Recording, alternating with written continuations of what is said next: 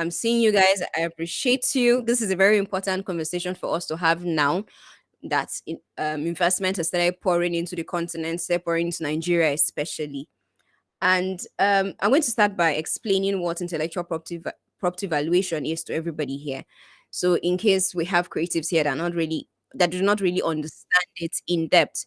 So, intellectual property literally means any property or the product of your mind, and the valuation is simply how to price that product of your mind. So there are different kinds of intellectual property.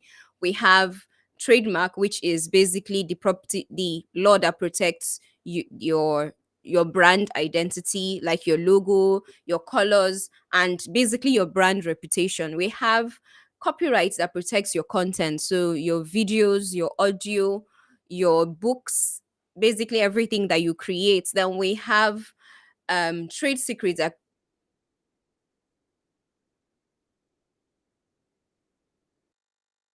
protects things like your you have different kinds that protects your economy, and we're going to be discussing how they should be valued and why they should be valued, and if they are valued, will they fix the creative economy? Will we make more money? Will we be able to also boast about valuations the same way tech companies are boasting about millions? Can we also say a creative company is a unicorn? So that's what we're going to be discussing today. And in academic terms, I'll explain IP valuation as the process of determining the price of an intellectual property or content in a specific market and at a specific time. So before we go on, I would like, if anyone has anything to say, please put it in the comment section. If you have any questions, if you have any suggestions, put it in the comment section, and we're going to address it at the end of this meeting. So um now that I've introduced the topic, I'd also like to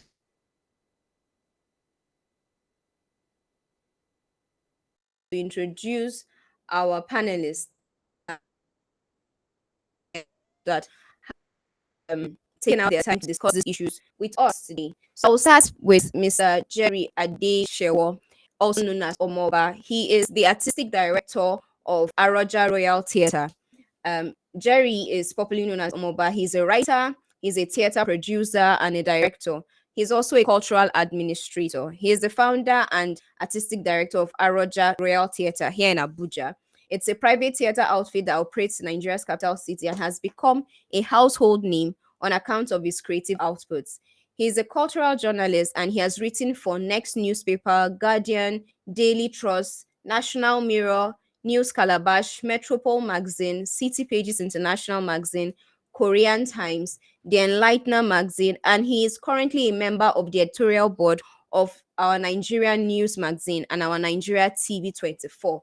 His outfit, Aroja Royal Theatre, is currently staging the first ever Abuja International Festival, Abuja International Theatre Festival between October 31st and November 5, 2023. So if you're in Abuja at that time, this is somewhere that you should be at. This is our way of contributing and supporting the creative economy. And the next person I would introduce, before our speakers are going to come up and speak later, but I'd like to introduce you to all of them so that you know who they are before they speak. So the next person I'm going to be introducing is Mr. Temitokpe Adeniran Ugumbanjo. He is a principal assistant registrar at the Trademark Registry here in Abuja. Um, Mr. Gumbanjo is a principal assistant registrar with the Trademark Registry. His career in intellectual property began as a trademark search officer. Then he transitioned to the Trademarks Publication Unit, where he was responsible for the periodic publication of trademark journals. Like we mentioned before, trademark is how you protect your brand identity and your brand reputation. And if you're a creative here, then this is something that you should take note of. And this man has since moved through the various units of the industrial property part of the registry, such as head of units for search, head of units for publication, head of units for certificate, head of units for acceptance, refusal unit. He has been opportune to attend many short courses, seminars, symposiums, conferences, and workshops within and outside Nigeria, as well as taking the WIPO, that's the World Intellectual Property Organization seminar on different things. These short courses and seminars have helped build his knowledge and interest in the field of intellectual property, including policy formation and execution. It has helped him develop new strategies in the management and administration of intellectual property in Nigeria. He has also been able to identify barriers to the use of intellectual property for economic development, and he has created strategies to overcome them. Then the next person we're going to be introducing is Mr. Osaze Efe. He is the founder and director of the Abuja Photo Festival and Art for Humanity Foundation Nigeria. Before I go forward, I want us to really take note of the people that were introduced, and this is very important because we can see that they have experience in the creative economy. These are people that have contributed to both the policy making side and the creative side. Mr. Osaze Efe is an international photo festival curator based in Abuja. He is interested in exploring new representations of visual engagement and expanding artistic conversations about social change. He is an arts festival curator. He has provided a juncture for reflection, inspiration, and interaction on the power of photography for developmental advocacy and advancement. He has a space, creative space for artists, cultural promoters, and art entrepreneurs to network, create, and amplify stories worth hearing. Since 2017, the Abuja Photo Festival has worked with over 3,000 young people, unlocking their creative energy to document critical narratives which provide mentorship and support their creative career journey.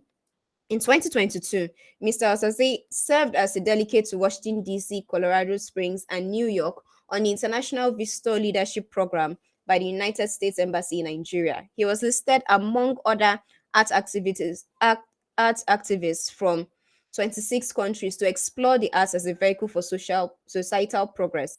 In 2021, Mr. Osaze launched the project En route, which offers a fresh view on how migration is impacting the Nigerian cultural landscape.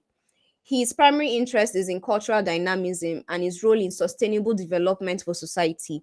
He has served as an art for development consultant on different projects with UNDP, UNESCO, the World Intellectual Property Organization, embassies of China, Spain, Sweden and Nigeria. He is currently married and he lives in Abuja. Our next speaker on our panel is Mr. Joshua Daranijo. He is the managing partner of the law firm Allen and Brooks in Lagos. Joshua Daranijo is a lawyer. He's an arbitrator and the managing partner of Allen and Brooks, which is an award-winning law firm in Lagos, Nigeria. He holds certificates in marketing and entrepreneurship from Wharton Online, University of Pennsylvania. He also has a certification in investment and finance in emerging markets and developing economies from the World Bank Group. So we can see that these are all very important because we are trying to talk about how to develop a particular crucial aspect of the Nigerian economy, which is the creative economy. So Barrister Joshua Darinjo has garnered legal and business experience from organizations like Unilever Business Law Academy and Deal HQ Partners before he founded Allen and Brooks, and he leads a tech innovation team at a startup advisory firm. So Allen and Brooks is actually a startup advisory firm. His firm currently advises organizations such as RiceVest, Tranta IT, Foodco Nigeria Limited, among many others. He serves as the chair of the Young Members Committee, International Law Association Nigerian chapter. He also sits on the board of two indigenous Nigerian companies where his contributions to innovation and business growth is greatly appreciated. In his spare time, he has the podcast called Service Leadership Podcast, where he addresses how to groom leadership skills and solve society problems through leadership. So we can see and we can already hear, we have a very packed group of panelists that are going to be addressing us today. We're going to have 5 panelists addressing us today, and the last of which is Chief Julieta. Chief Julieta is Chief Queen Julieta is a musician by profession. She's an entertainment and media practitioner. She's the CEO of Diamond Music and Time Entertainment. She's also the CEO of JML Communications. She's the former governor of PIMAN, that's the Performing Musicians Association of Nigeria, and uh, she is part of the board of trustees of representing PMAN for the Association of Entertainment Practitioners. Then she is the vice president of Abuja Resident Musicians Association. She is the deputy mayor of the Association for Beauty Pageants and Fashion Exhibitors of Nigeria, Abuja chapter. And she is the current president of the Creative Industries Professionals Association. So from everything, we can see that this is a very, very, very packed webinar, and we're going to have a lot of things to discuss, most especially answering the question if IP valuation can actually help grow this. So from I would like everyone to actually turn on their cameras. We'd like to see everyone's faces. And in the comment section, please tell us what you do. Are you a creative? What industry are you in? So that we can all read and we can meet each other and network with each other. So this brings us to the question, what is intellectual property valuation? Like we answered already, it is the process of determining the true price of an intellectual property in a specific market and at a specific time. But there's an issue. Why is it important? Because if we say valuation is a thing, then that means there's such a thing as overvaluation and there's such a thing as undervaluation.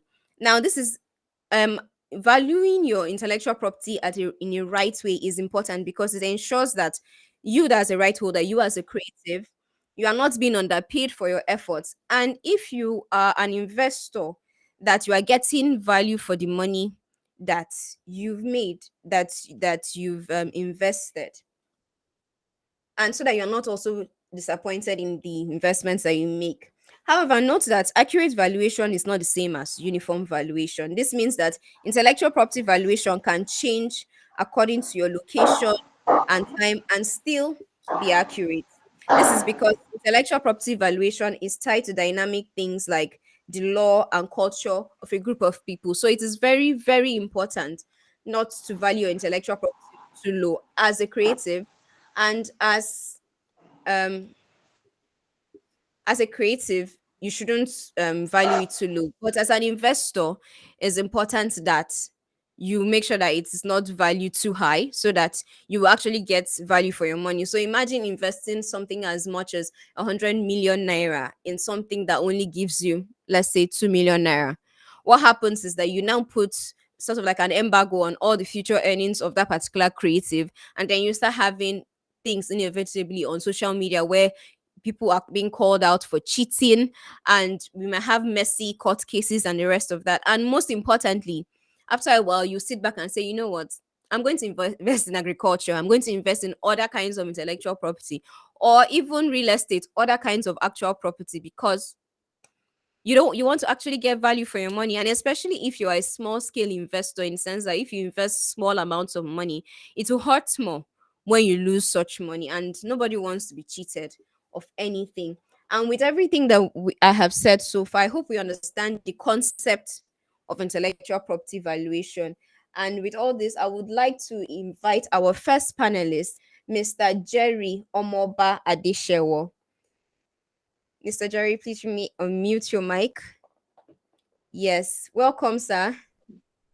Mr. Jerry is going to be answering the question, should intellectual property be used as collateral for loans?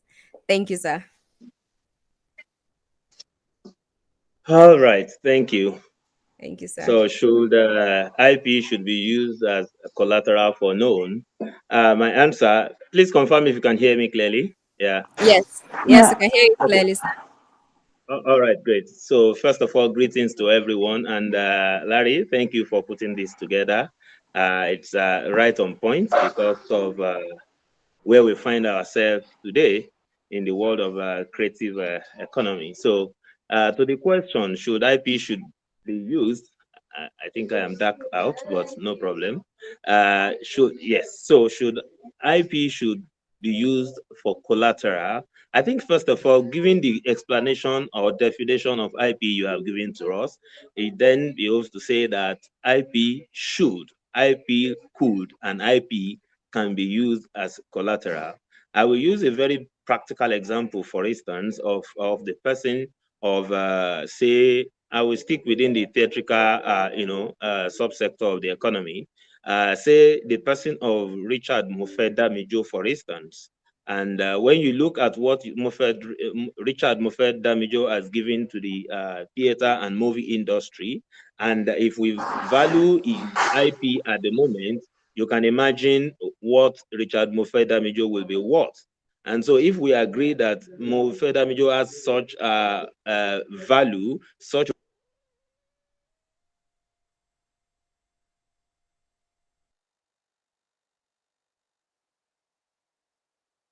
as a collateral. So if I have a production and I need to seek sponsorship and I need to seek,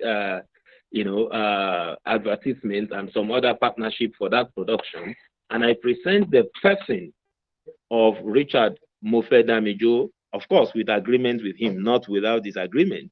And I present the person of Richard Moffett Damijo and or any of the A-class, actors and theater directors in the Nigerian performing space as a collateral. You can agree with me that be it, no matter that conglomerate or whatever, they will identify with the value of that personality, and that is enough to stand as a collateral for you, for me, as a theater maker, to obtain a loan for my production, because the organization offering you that loan or grant or whatever it is would understand that with a person of RMD, there is enough value for which they can fall back and ensure that it will not be a misinvestment, but rather an investment that will have a very quality value in the long run. But it is not the same case when you are presenting intellectual property valuation of somebody who is a starter, who is not high enough. So, I mean, it will not yield the same effect. So, given this background, I believe that intellectual property valuation can be used as a collateral for loan, whether as an individual, like I have cited, the person of Richard Moffett Damijo, or for a company, which has given a long experience, time of operation within the sector, and it's known, the brand is known, the brand is well valued and well respected, then it could go, as a collateral for a loan. That will be my submission at the moment. Thank you.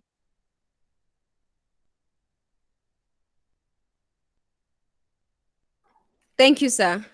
But arguing from an investor's perspective, how do you determine the specific value, especially when we have issues like, let's say, COVID-19, where a lot of cinemas could not have any customers because everyone was on lockdown? How do you tie specific values? What's the guarantee that these investors will get their money back in this kind of economy? Okay, so when you say this kind of economy, I am sure that you refer to the Nigerian kind of economy, where Yes, there are a sir. lot of uncertainty, even outside of COVID or no COVID. There are serious level of uncertainties when it comes to the Nigerian economy, especially the creative economy, where not enough has been given in terms of what I would call garbage in, to expect enough in terms of garbaging out. So, as an investor, if I'm speaking from the point of view an investor, it still boils down again to the existing value of that personality or the organization. It still boils down to that value. And I can tell you today, I hope I am allowed to do that, but let me say it that way, that I know for a given that for any production that I will use RMD still, that RMD is supposed to be involved, unless you approach him on I know you basis. This is one actor, one person now, I'm not one brand now, I'm not even talking about an entity. One brand now that his value is as much as a minimum of $10,000 to get him to appear on any production, unless on relationship or for whatever reason you approach him or his agency and he agrees to do it for even 1 naira. That is for him to decide. But in terms of what he is worth, in terms of his value, you will be looking at him from the range of $10,000 for any engagement you need to have with him. That is his valuation. That is his valuation. Now, bringing COVID, for instance, I think is a little bit of a different ball game in the sense that, one, COVID is a natural disaster. Is that natural? Yes. Yeah, we can. Yes, I sir. can. I can say it's a natural disaster because nobody bargains for it. Nobody was expecting it. Yes. However, that will now take us back to the system and the policies and the structures that we ordinarily need to have put in place as a nation. Let me take it back to that. At a nation, which now allows for what will I call it now? For recovery when you have this kind of situation, which allows for when you have a misinvestment, then how do you recover your investment? Those kind of system is what I think is lacking at the moment. But from the point and the end of the practitioners of the creative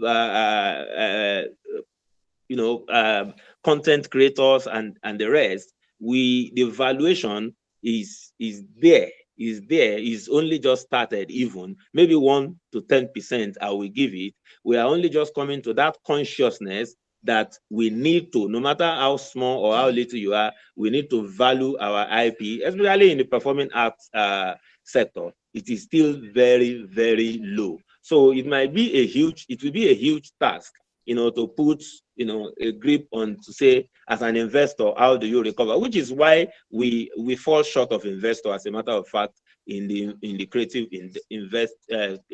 sector until very recently. Okay. So when you say until very recently, are you saying that we have more investments now? Yes, I would say that we have more investment now. We are beginning to have, that deliberateness of, before most of the organizations in the creative sector, and then I will talk more about the performing art, which is my forte, so I don't misrepresent others, is to say that we operate very loosely. We operate very loosely, without the necessary structure, without contracts, to a large extent, large extent, most time, without the kind of contractual agreement that will help valuation that we are talking about. So I have a production. I am the director of that production. I say, hey, Israel, come and be part of this production. And we don't even talk about how much he is going to get. But because of probably relationship or whatever, we started rehearsing until halfway. And I say, oh, this is what I'm going to use. No, bros, I know if he take. And he pulls out of the production, or depending on whatever he goes on. But now that there is that deliberate consciousness for one, the company to enter into an agreement to avoid, the untold story that will happen later on, like you said earlier on, when people go on the social media to call out, the producer or the director, or a situation where midway the person to feel, no, I have not been valued well enough. I can't agree with this. And when there is no contractual agreement, but you see, if it is 10 naira you have agreed and the person has signed, then you have a case. But if you are paying 100 without, the necessary contract valuation and contractual agreement, and the person feels like I deserve more than 100, there is a case. But if there is an agreement, it's a different thing. But now, I say, there is a measure of, deliberateness in contracting within the performing arts, sector, to say, this is what we want to do. We are going to be working for this period of time, 2 to 3 hours daily, for how many days. This is what we are offering you for this, in exchange for this service. Oh, I can do it. Oh, no, I can't do it. Then, we are beginning to have that. It's different from what it used to be. Okay, that's actually very encouraging, sir. But do you think that in the day-to-day operations, because like you said, a lot of times plans are usually made on the go. Do you think that having scenarios where investors insist on business plans that have valuation reports, do you think those things can make the process slower? Do you think that, for instance, the amount of output that the industry will be putting out, do you think it will reduce because of all these structures? Do you think they will end up becoming bottlenecks in the process? Well, there are two ways to look at it. For me, it will definitely slow down the process. But why it should not be a problem from my point of view is the fact that when you know what the process is supposed to be and you start early, there will be no question of slowing down. It means Okay. that you are already aware, doing all of this valuation and this process, we still do on the go. Maybe this is a confession. Some of us, sometimes you find yourself doing the on the go, but there are some major major, project you need to undertake that cannot work for an on the go with an on the go, approach. It means that you have to do the necessary thing, have the valuation done as it should be done, and then put the right thing, because in the long run it helps you with a better output than when you do on the go. Yes, it will slow down the process, but it is necessary and important to do. Okay, sir. Sir, do you think it's the same thing for live theater shows? That's recorded films and live theater shows. Do you think the same thing applies for both of them in terms of investment? Well, why did it belong to the same body or to the same motherboard? I don't think the same applies. There will be a slight, adjustment in the kind of approach that you need to take. For instance, I am a live, theater maker. Of course, I have not made a film, but I have done some, other, screen stuff.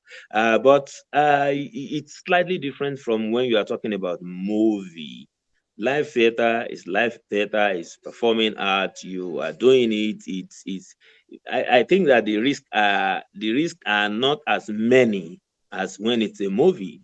For instance, there is the issue of piracy with the movie, which also need to be, risk assessment that also need to be included in your process, So there is a slight difference. The risk is not as much from the live theater as it will be from the movie and screen productions, especially movies, because the day you are launching your movie, 2 hours later is all over the phones of people, and that's part of the challenges, that we also need to look at. How do we curb, when we are talking about even, IP valuation? Those are issues. A good example is the recently launched movie called Jagun Jagun. The same day it was launched, 2 hours later, people are already sending it around on it. So that's a huge risk compared to a live theater. There's nothing. You have to come to the theater to see it. So the risk at that level is little. But there are other risk also. And I was sharing with someone yesterday who was trying to ask my opinion about a venue to use in Abuja for production, and he said ICC, AICC, that is Abuja International Conference Center. And I was like, wow, as beautiful as that place is, from experience, if you book anything for that place and you pay, 24 hours to your event, if the government needs to use the place, they take it over without any recourse to your payment. So that is a risk. So for a live theater, that could be a challenge also. Yes, you have paid. Yes, you have done all your preparation, but 24 hours to the time, because government has, what do they call it? First, whatever, over the place. And they just come and say they are using this place, and it doesn't matter what happens to you or to your production. They take it over. So that could happen to stage. But I believe that yes, the situations are similar, but for performing art, and there's a little bit of difference. Yeah. Okay, thank you very much, sir. I just have one more question in terms of insurance. Do you think Yes. film insurance and general creative insurance, instead of the popular health and life insurance, do you think they are welcome? For instance, taking out an insurance plan for a particular film, and then something like this happens, and then you get a payout because you couldn't have predicted the fact that the government was going to use that particular place. Do you think filmmakers would be willing to pay for insurances for their films? And the thing with insurance is that it's possible that you may pay and nothing will go wrong and your money has gone. Do you think it's a risk, or is Yes. something that filmmakers are willing to do?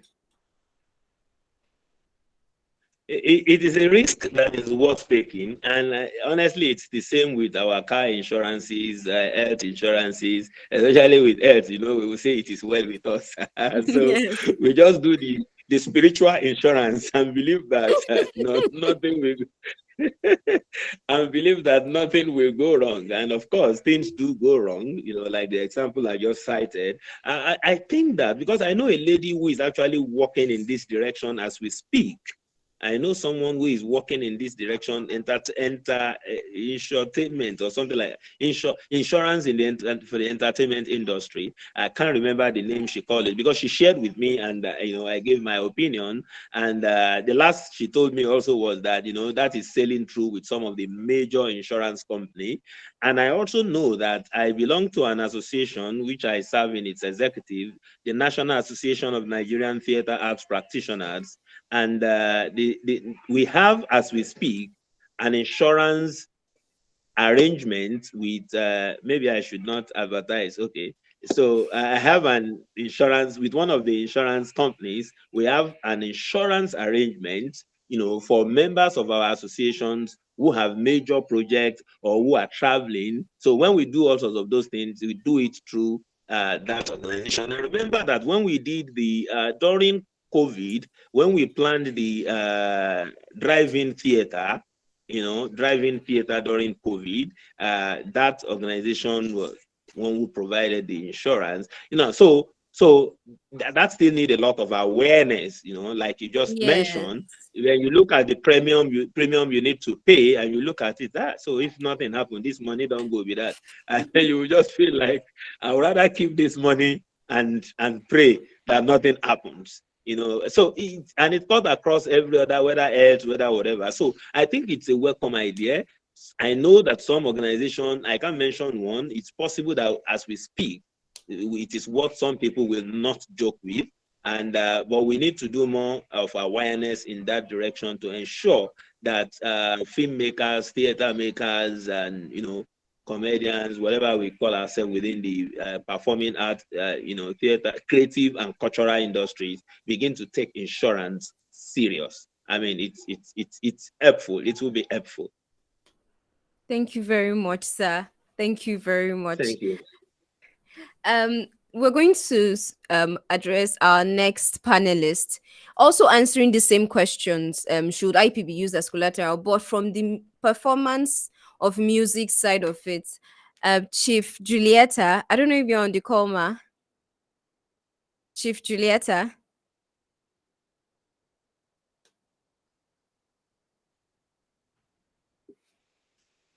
Uh, okay, sorry, ma, you're muted. So maybe you unmute yourself. Yes, Okay, yes. okay. Good morning. Afternoon, Good sorry. morning. Good afternoon, ma. Welcome, Afternoon. welcome, Yes. welcome. Thank you We are very much. Yeah, we introduced you earlier and we mentioned the list of organizations that you are a part of, that you are an executive at. And from Yes. the perspective of the music industry, do you think that intellectual property, that's the IP in the music, is it good enough to be collateral for loans, especially with how unpredictable musicians can be in terms of behavior and in the Mm. live music aspect of it, especially? Is it something that the investors should consider?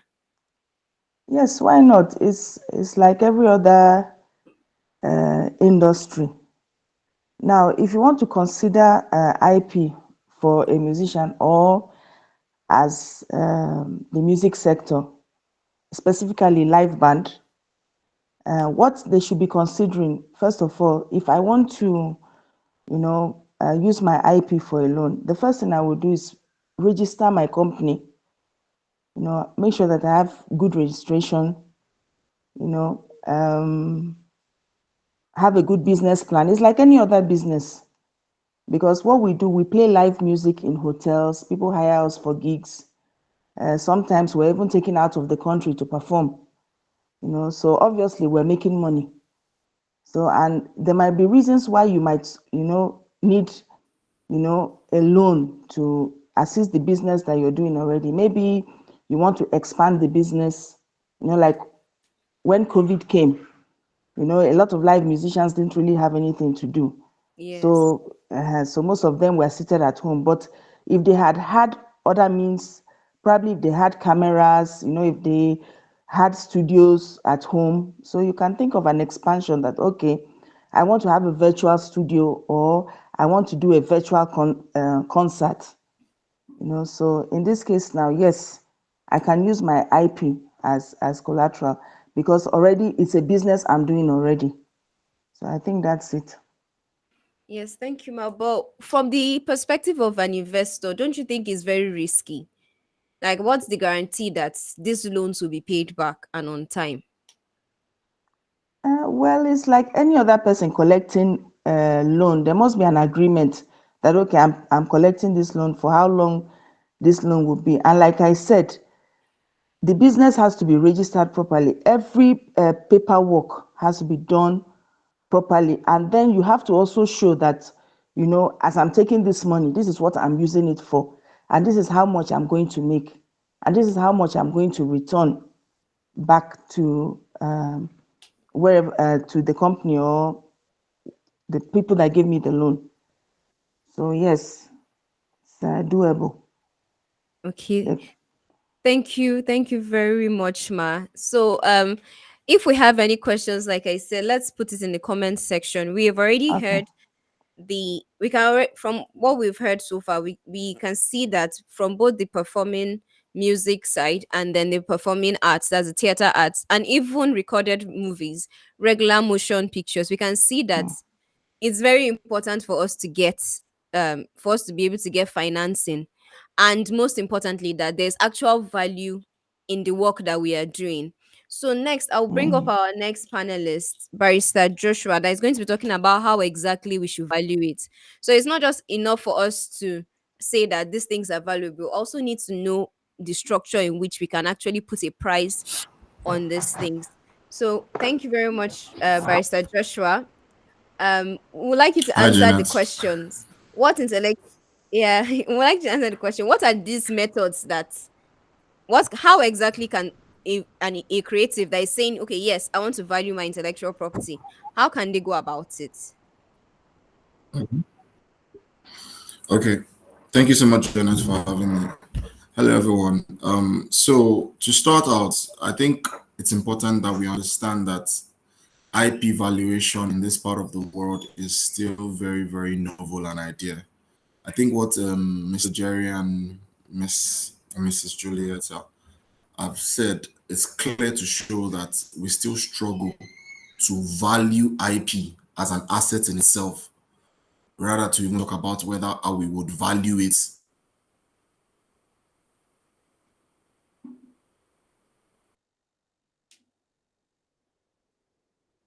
Frozen. Hello, Barrister Joshua. We've stopped hearing you. Sorry. Okay, yes, we can hear you Did you now. guys lose me? No, no, no, we can hear you My now. network. Oh, wow. Sorry Okay. about that.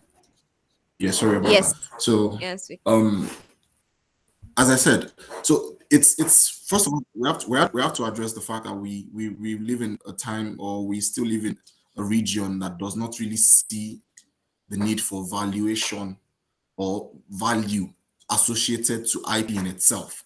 So people don't see the need to tell me you have a copyright. It's also important about having a copyright or having a trademark. So when we address that, building a culture of respecting and valuing IP in itself before we even come to evaluating it as a commodity in society or in the marketplace. So with IP valuation, I think one of the first things we just need to address is the methods, as you rightly said. We have the cost method, we have the market method, and we have the income method. So I'm going to just explain all three of them in the most practical sense of it. So when you talk about the cost method, the question you ask yourself is how much did you have to put into creating such intellectual property? So for the like of Mr. Jerry, how much resources, finances, time, man hours had to go into producing that production? For the likes of Madame Julieta, how much time, effort, resources had to go into making that recording or that live band, performance? All that is what you use to value in cost method. On the other hand, you have the what's before market. I want to make sure market is the last one. So let's use the income method. Now, you have created an intellectual property. In the last 4 years of creating this invention, let's go to inventions for example. I created this phone, and in the last 4 years, I've raised 20 million. That is the income method. how much you can quantify in the income that's been created from such intellectual property that you have created. I hope those methods are pretty clear. I think it's pretty straightforward, right? The last method and the most complex one is the market method.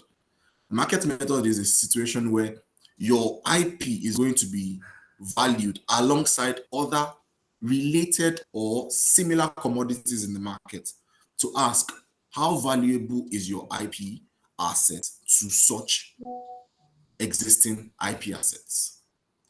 So for example,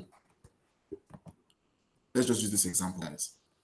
I wrote a book on financial prudence. My book has been in the market for the past 4 years. And I'm claiming that my book is worth 500 million naira. Let's just give an outrageous amount. Robert Kiyosaki has written a book on financial independence and financial prudence over 10 years now, Rich Dad Poor Dad.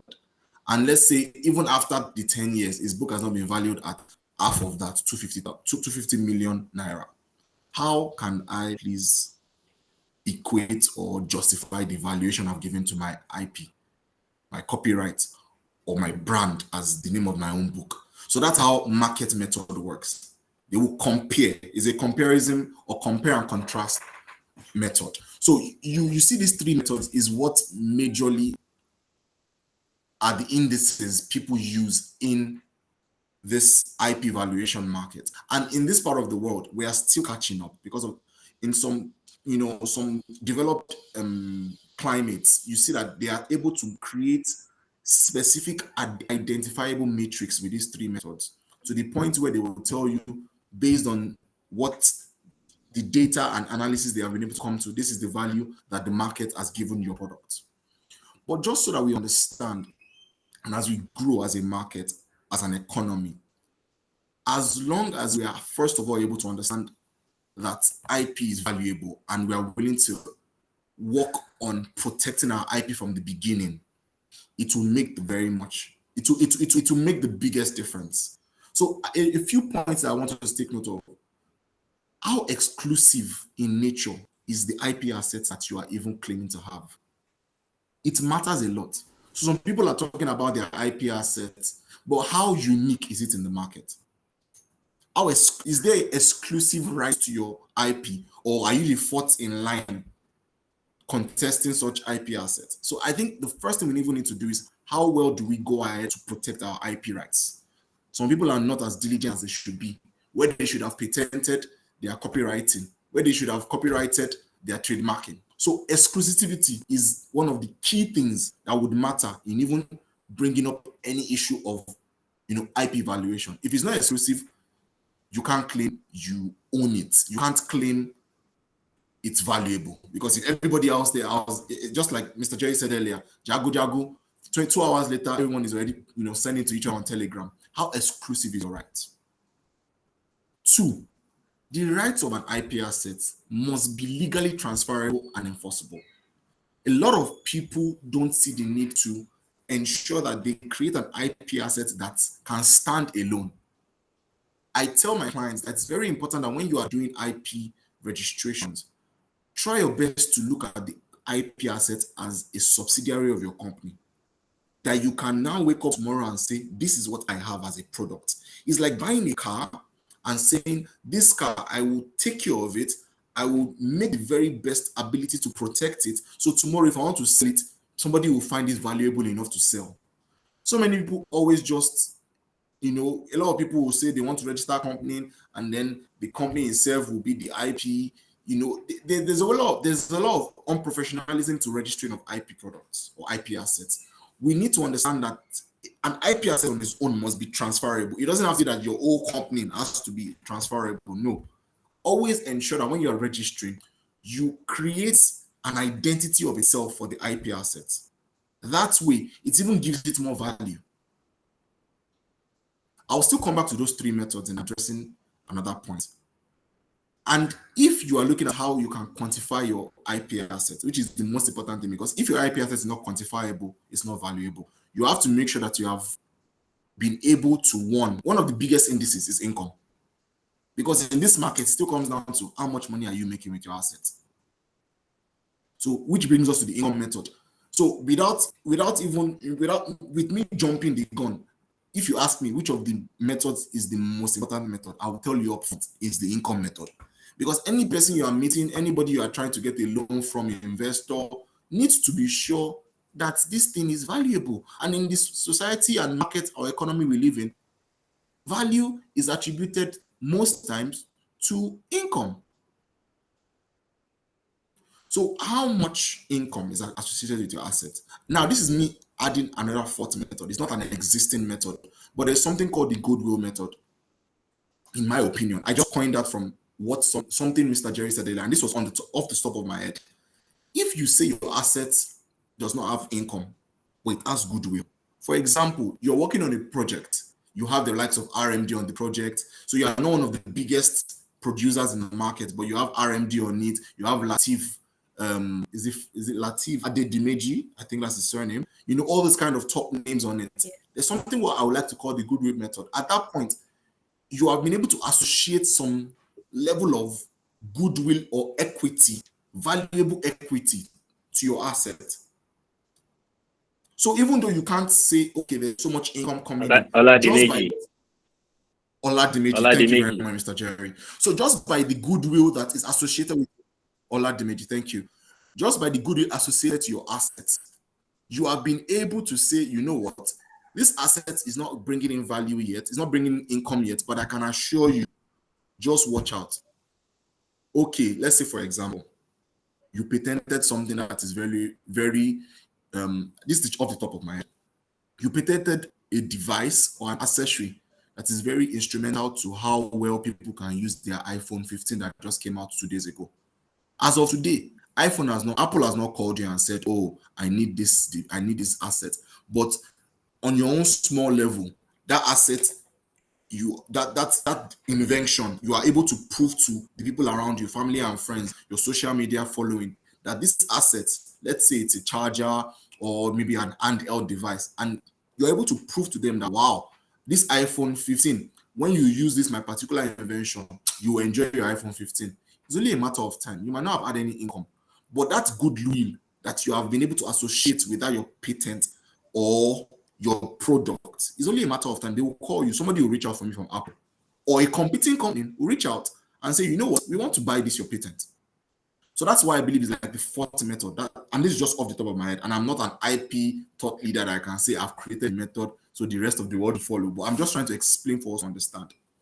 So a lot of times, valuation will still come down to the question, what can people associate your assets to? Either in the market method, either as to income, because the cost method is a very tricky one. It's a very tricky one. Most times, the only place where you can use your cost method is when you're talking about maybe, should we say branding, logos, trademark, let's say copyrights. That's where you can really bring in things like cost method. You can say, okay, you know what? This thing cost me a lot to make, but on a normal day, it will be difficult for you to just evaluate your asset just because of how much it costs you. People have, and no offense to any of our creatives here, I am also a creative in my own right.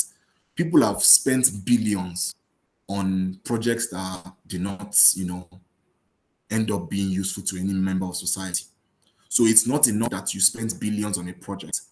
It's how valuable your fellow human being or consumer market finds your product. I hope that answers the question on how to even look at IP valuation in the first place. Yes, yes, it does. Thank you very much. You actually mentioned a lot of things. I don't even know how to even start. But I think I'll start from the perspective of the investor. Now, a lot of investors, especially those that I've worked with, have very specific time frames for remittances, for repayments.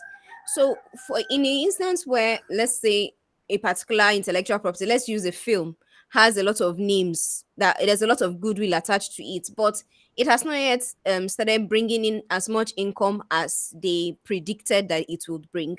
What if this investment company wants to foreclose?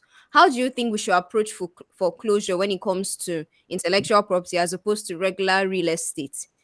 Like, how does the investor themselves, like how do they approach valuing the property to be able to resell and gain back their investment? Or should they give like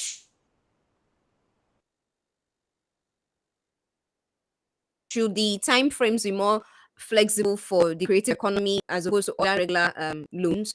Should there be any differences? Okay, that's a very brilliant question. And you see, when you talk about, hi, sorry, I had a call interrupt my network. Yeah. Apologies for that, guys. I'm really sorry. Okay, so as I was saying, that's a very brilliant question. Looking at the film industry space, I hope everyone can hear me clearly now. Janet, can you confirm that, please? Okay. Yes, So the film yes, we industry can. space is a very, very good example. So let's use Barbie for example. I don't have the numbers offhand because, no offense, I'm not really interested in Barbie. But there are a couple of movies that I'm quite interested in. Maybe like the Marvel space and all that, Black Panther. A lot of these movies, what they do when they look at how valuable the movie is, they talk about the amount spent on production and the amount it made in the box office. That's how they do valuation. So we spent 300 million to produce the movie. In the first week of launch or premiering, we made 500 million. That's how valuation is in those sectors. So if you have a project that has so much goodwill with it, it will still come down to the income. So within the first few months, weeks of the premiere or the launch or the release, what did the market, the consumer market, what did they associate this product with? That's how the evaluation will come. Besides the cost. So you use the cost to first of all evaluate it that, okay, it cost us 20 million to produce this movie. But now it's in the market. What did we make from it? How much did we recover? Did we even, break even? All these things will matter. Because market value will not really work in that.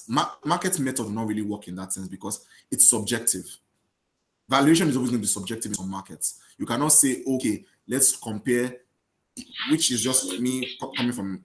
I like to be, once in a while, I like to be a movie critic when I'm bored. So if you compare Brotherhood and, should I say, can someone have mute? Thank you.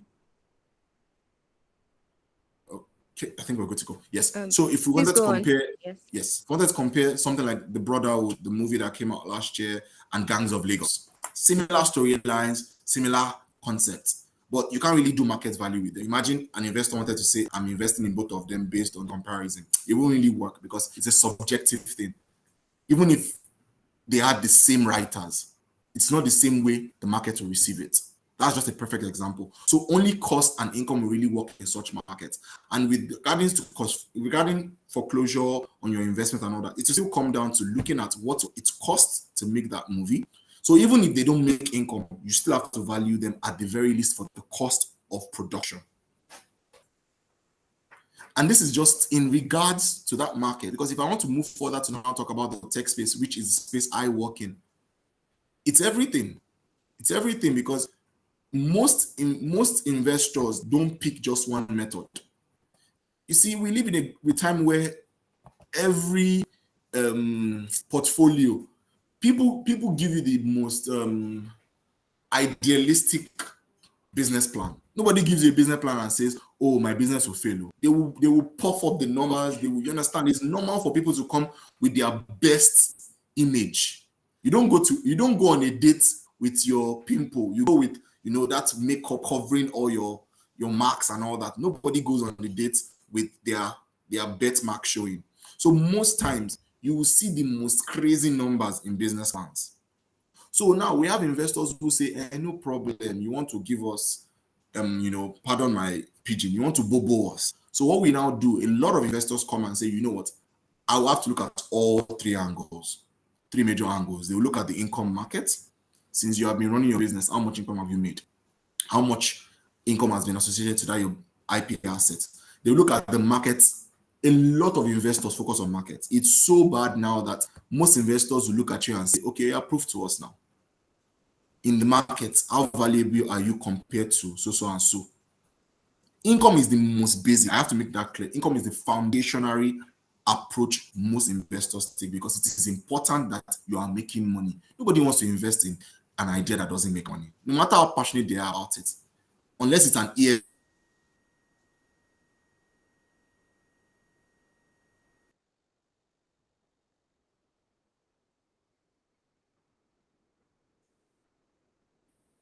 Pastor Joshua, sorry, ESG investment. yes, your network cut off for a Mr. minute. Amy, I'll call you back later. I'm busy. Sorry. I'm so sorry, guys. How well does it, as soon as I'm done, No I'll have to problem. step out, meetings upon meetings. Yes. How well does it, All play right, well all in right. the market space? How well does it play well in the market space? So after you talk about the income-based approach, the next approach that would matter is the market-based approach to most tech investors, which is the space I work in. How well is your your asset or your product vis-a-vis other existing products in the market? How well, if you were to compare it, does it match? Is it valuable enough for us to drop our USD or euros, or even if it's Nigerian investors, naira? How well does it match? Then you now come to the final one, the costs. Most investors will talk about cost last, because we know for a fact that it costs you to build this thing. But did you build something that the market wants? That's the question you need to ask yourself. You want to prove to us that, oh, it cost you 20 million to produce this device. But right now, if you are, let's give a practical example. If anybody is putting 5 million into producing the most high-tech typewriter, would you think you will sell in 2023? You come now and you say, world, hello world, I produced the most impressive typewriter you ever see. What happened to laptops? What happened to tabs? What happened to foldable phones? In this generation, that is a waste of income. Sorry, a waste of cost. So no matter how much your cost matters in that particular design, it doesn't matter to the public. So that's why I said that the most basic is first your income, secondarily your market approach, and lastly, most times your cost. The fourth one, that is my additional one, is the goodwill, where you're able to convince an investor that, look, just because of what is associated with this asset, the good names. Imagine you have a mention of your assets by Google. They are not saying they are buying your asset, they just mention it in one of their tweets that, oh, we see this guy. Let's give a little example. What these guys are doing in Nigeria, Ikoredu boys. They have been picked up, they have been validated by the likes of Prince Emsworth and so many Hollywood stars. What Ikorodu boys do tomorrow, if Ikorodu boys decide they want to standard movie, do you think they will not find investors, even though they are just there in Ikorodu? Because they have built so much brand equity, so much goodwill to their name. They might not have valuation based on cost, maybe cost, as they start to look for investors. They might not have based on income because nobody has seen any product from them. But because of the brand equity that has been associated with their name, they will be able to get something. I'm sure of it. So investors majorly, primarily income, secondarily market value, and maybe lastly equity, brand equity, stroke goodwill, and then your cost. That's my opinion on this matter. All right, thank you. Sorry, just before I you hope that was leave, clear. can you help us answer? Yeah, definitely, definitely. I'm trying to be as fast as possible so we don't take up too much of your time. I would like you to answer, how do we manage risk that come in, Okay. that pop in during um when after you've already gotten this investment, right? And you're worried that, oh, you have specific dates where you have to start your repayments plan, when you start remitting to your investors. And especially if you have like multiple rounds of investment, you have to remit at least for the first round before you can move on successfully to the next round. Well, how do you manage your risk? For instance, this issue of Jagun Jagun, when the film was already out there in the market, and then the value, can you say that the value has come down because there are lesser people that want to go to the cinema or want to stream it? How do you manage? How do you exit? Um how do you enforce this copyright that you have probably already registered in this market, especially when it's not Okay. hard to trace Okay. the identity of some of these sites, like the people behind these websites? Okay. Thank you so much for that. So honestly, it's still a very it's the question that we're still trying to answer. It's not, we don't have all the answers yet, because you see the African markets, and it's not just African markets, the economy itself is so dicey. You see, IP has always been a dicey industry, because people keep asking themselves, there are some people that their philosophy is copyleft.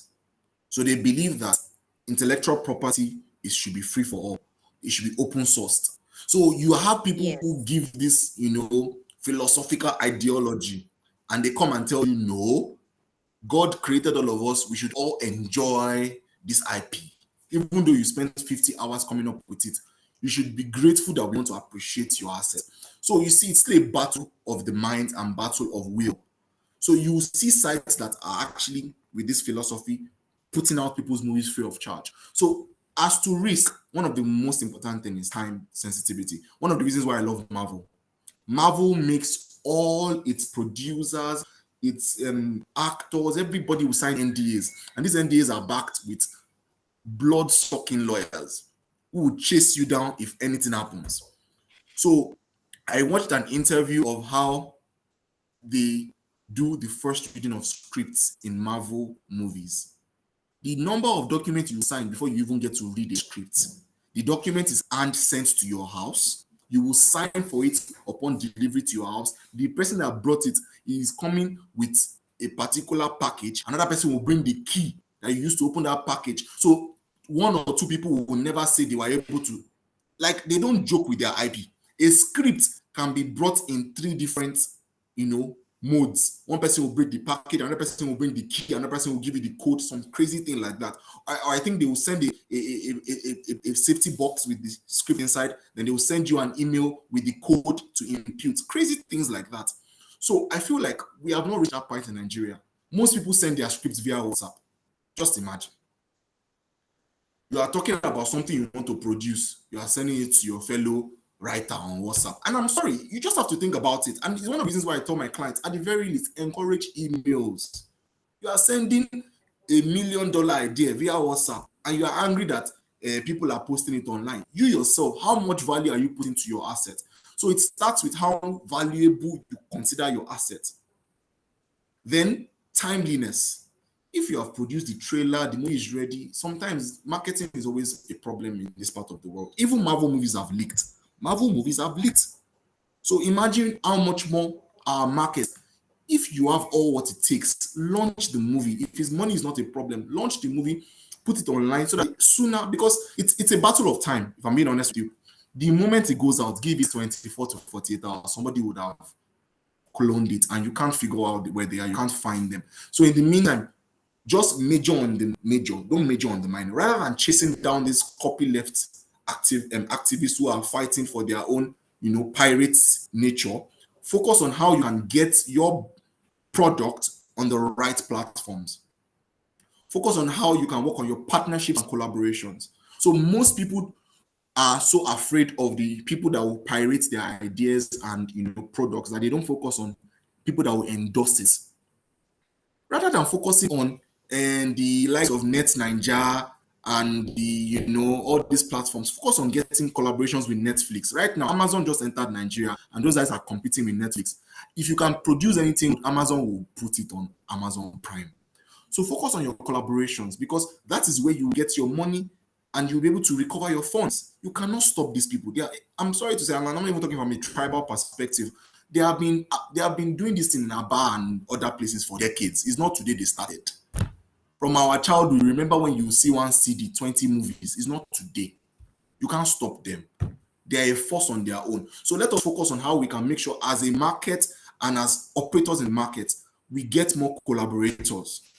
If you can get your movie on Netflix and Prime at the same time, which I believe is impossible, because they are competing brands. I'm just giving an example. Focus on that rather than trying to chase the person that uploaded your movie on Net Niger 2 hours after it came out.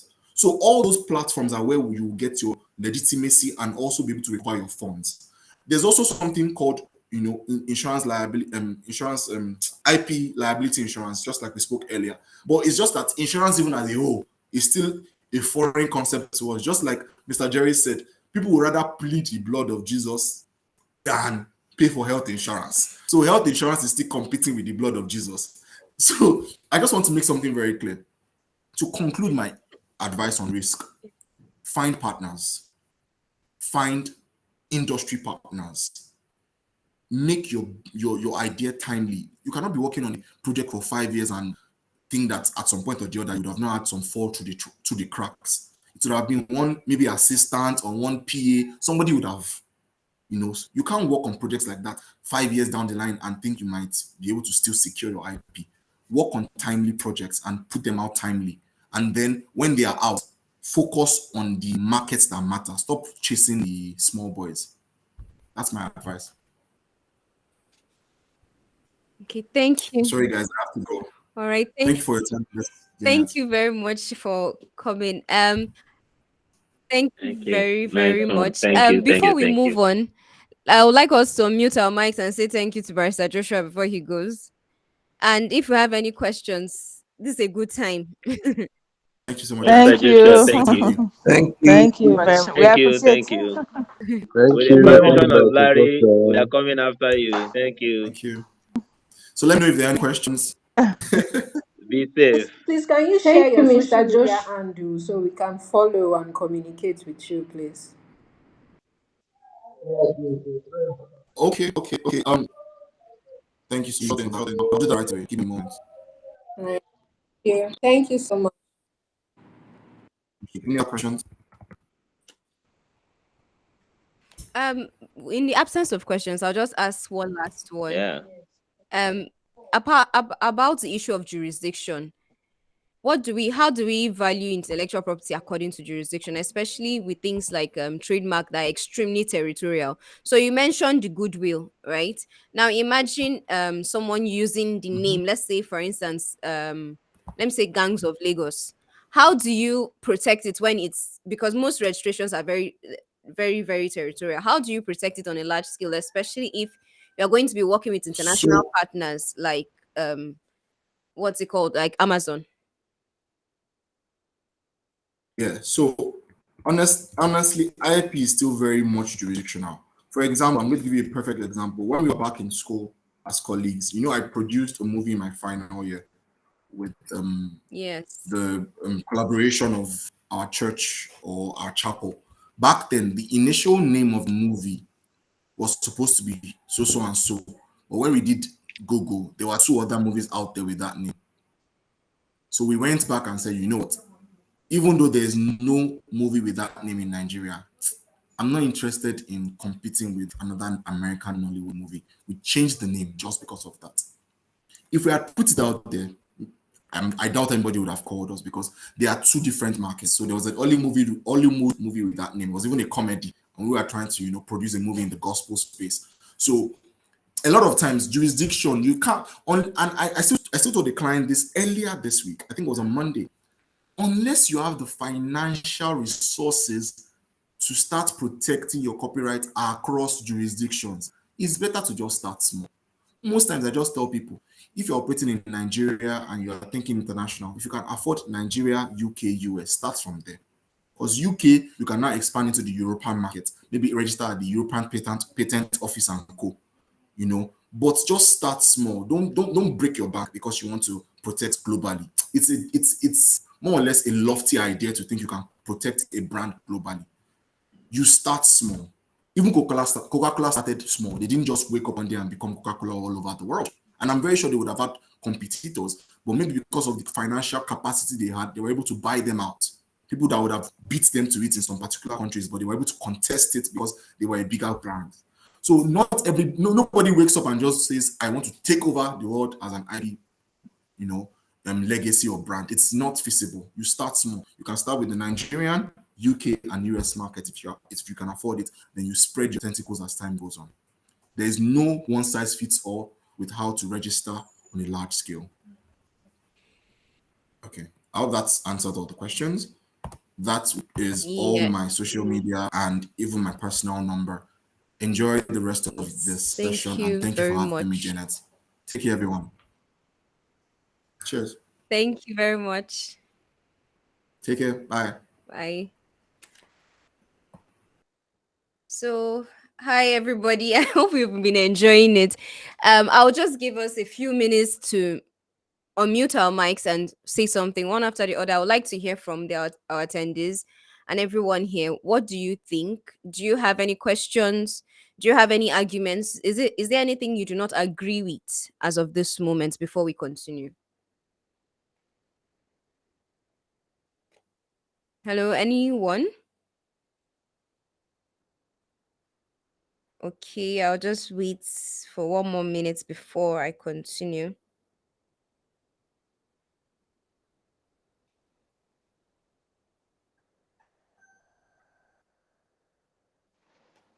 I just want to say that we appreciate what you've put together, and I want to thank Amaba Jerry Adeso for inviting me.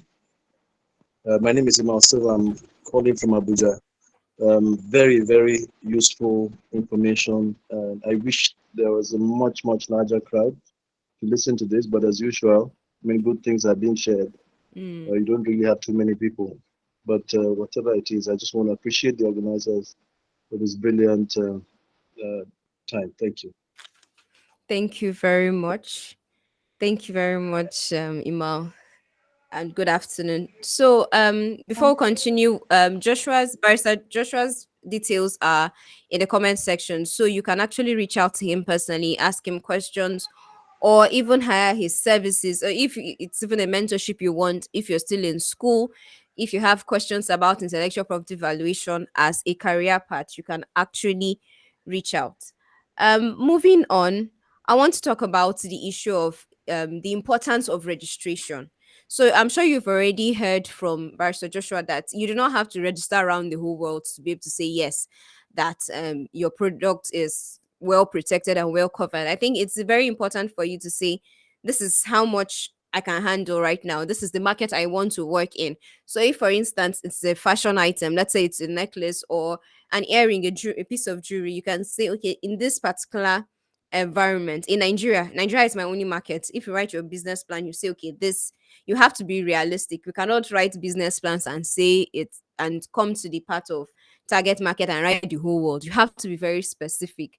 So when you make decisions like that to have specific places as your market, you should also know that your registrations, your protections may have to be limited to those particular places for a particular period of time. And I just want to say this very importantly: we should learn how to, I don't want to say harden. We should learn how to be strong enough to know that yes, it's possible that somebody else somewhere is copying my work, but this is my own goal. This is my business plan. This is my target. This is how much I intend to make at a particular time. So we should be able to close our eyes to certain things because we cannot possibly control everything. And this brings me to my next issue on um the public domain. So there's such a thing as the public domain, meaning that, like he mentioned with copyleft, there's a school of thought that says that all intellectual property should belong to everybody. So nobody should own anything by themselves. There should be no monopoly of use and decision making in terms of how something should be copied or how it should be reused and repurposed in different ways. And because of that, the laws on intellectual property ownership are limited. So you know how you cannot own a piece of land in Nigeria for more than 99 years. It's the same way you cannot own intellectual property for a particular period of time. So I'll start with copyright. You can only own copyright for 70 years after the death of the person that created it. That's after the death of the author. But if it belongs to a company, it's 50 years after the day it was created, meaning that after that 50-year mark, there are people that can, well, not just there are people, everybody, anybody can go out and reuse and remake. And a good example is Shakespeare's work. You notice that everybody has their own version of Romeo and Juliet in the entertainment industry right now. It's because it's actually a free to use thing. It's now in the public domain. It no longer belongs to a single person, but it actually belongs to everybody as of now. So I think in the documents that we sign, we have to be very careful to know who owns this thing that we're signing. Yes, in as much as we want to get investment from people, we want to grow the economy, we want to get loans, we have to be careful of the issue of ownership. Is this thing, who is going to own it? How long is it going to be a monopoly? How long is it going to belong to only me exclusively?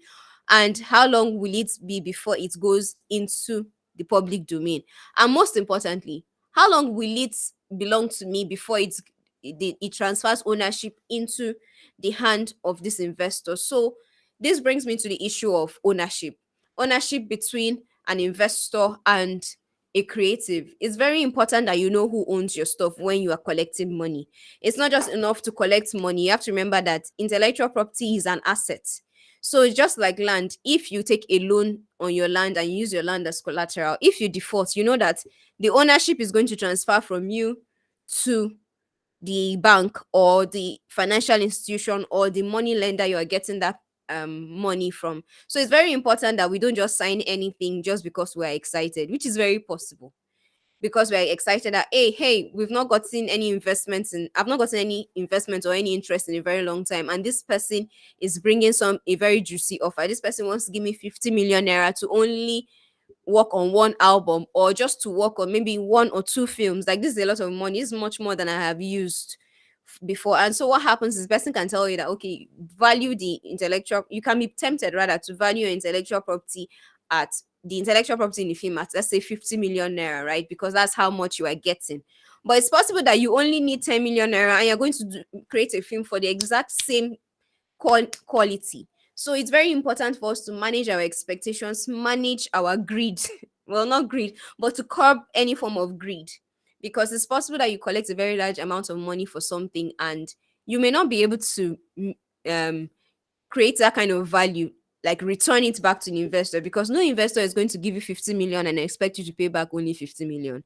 You have to pay back, like, with a lot of interest. And sometimes, depending on the contract that you sign, it can happen for a very long period of time. So this is just, before we bring in our next speaker, this is just a reminder that in as much as interest and investments are coming in as much as people are willing to invest in this industry now, it is also very, very important that we manage our expectations, that we know that it's not every amount of money that we collect, not everything, not every gift is worth taking, not every investment is worth receiving, not every loan is worth taking up. It's very, very important that we as creatives vet everything. And I like what Mr. Jerry spoke about, and now we are now open to signing contracts. But it's not just enough to sign a contract. Who is preparing that contract? Is it your friend that is a lawyer? Or is it a lawyer that works in the entertainment industry? Or is it a lawyer that works in the tech industry, depending on what kind of content or creation I have? Like, if it's an invention, is it someone that understands tech law? Is it someone that understands entertainment law, depending on what it is? So it's very important that we know that, see, intellectual property is actual property. You have to be careful. The same way you don't just walk up to any random lawyer when you want to sell a particular piece of land. It's the same way it's not just any lawyer you walk up to where you want to sell an intellectual property. And with this, I think I'll stop here for now and welcome our next speaker, Mr. Temitope Ogumbanjo. I would like everyone to welcome him, Mr. Temitope Ogumbanjo. He is the principal as he's a principal assistant registrar at the trademark registry in Nigeria, and he's going to be talking to us about the importance of registering trademark, which, like Barrister Joshua has already mentioned, is a very, very territorial property. So he's going to be talking to us about this importance, what the government sees, how it's important for the economy that we give back to the government in registration fees, and also that the government can now back us up and protect our intellectual property. Good afternoon, Mr. Timitope. Good afternoon, sir. Yeah. Good afternoon. Yes, sir, you will speak. Thanks for having me around. Thank you, sir. Thanks for the brief introduction. My name is Temitope Ogubanjo. I'm a principal assistant registrar with the Trademark Registry. I specialize in the trademark administration, registration, and policy formulation for the ministry. Yeah.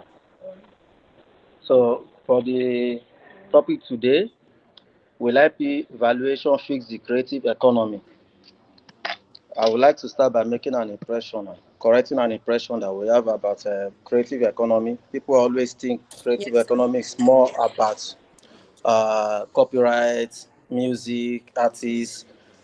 The essence of IP generally is generated from a creation of the mind, which we have different aspects of creation, which is patent, copyright, trademark, industrial design, geographical indication, and so on. I'll be speaking mainly on trademarks. I don't know if you are sharing my slide over there. And we are about to, sir. We're about to.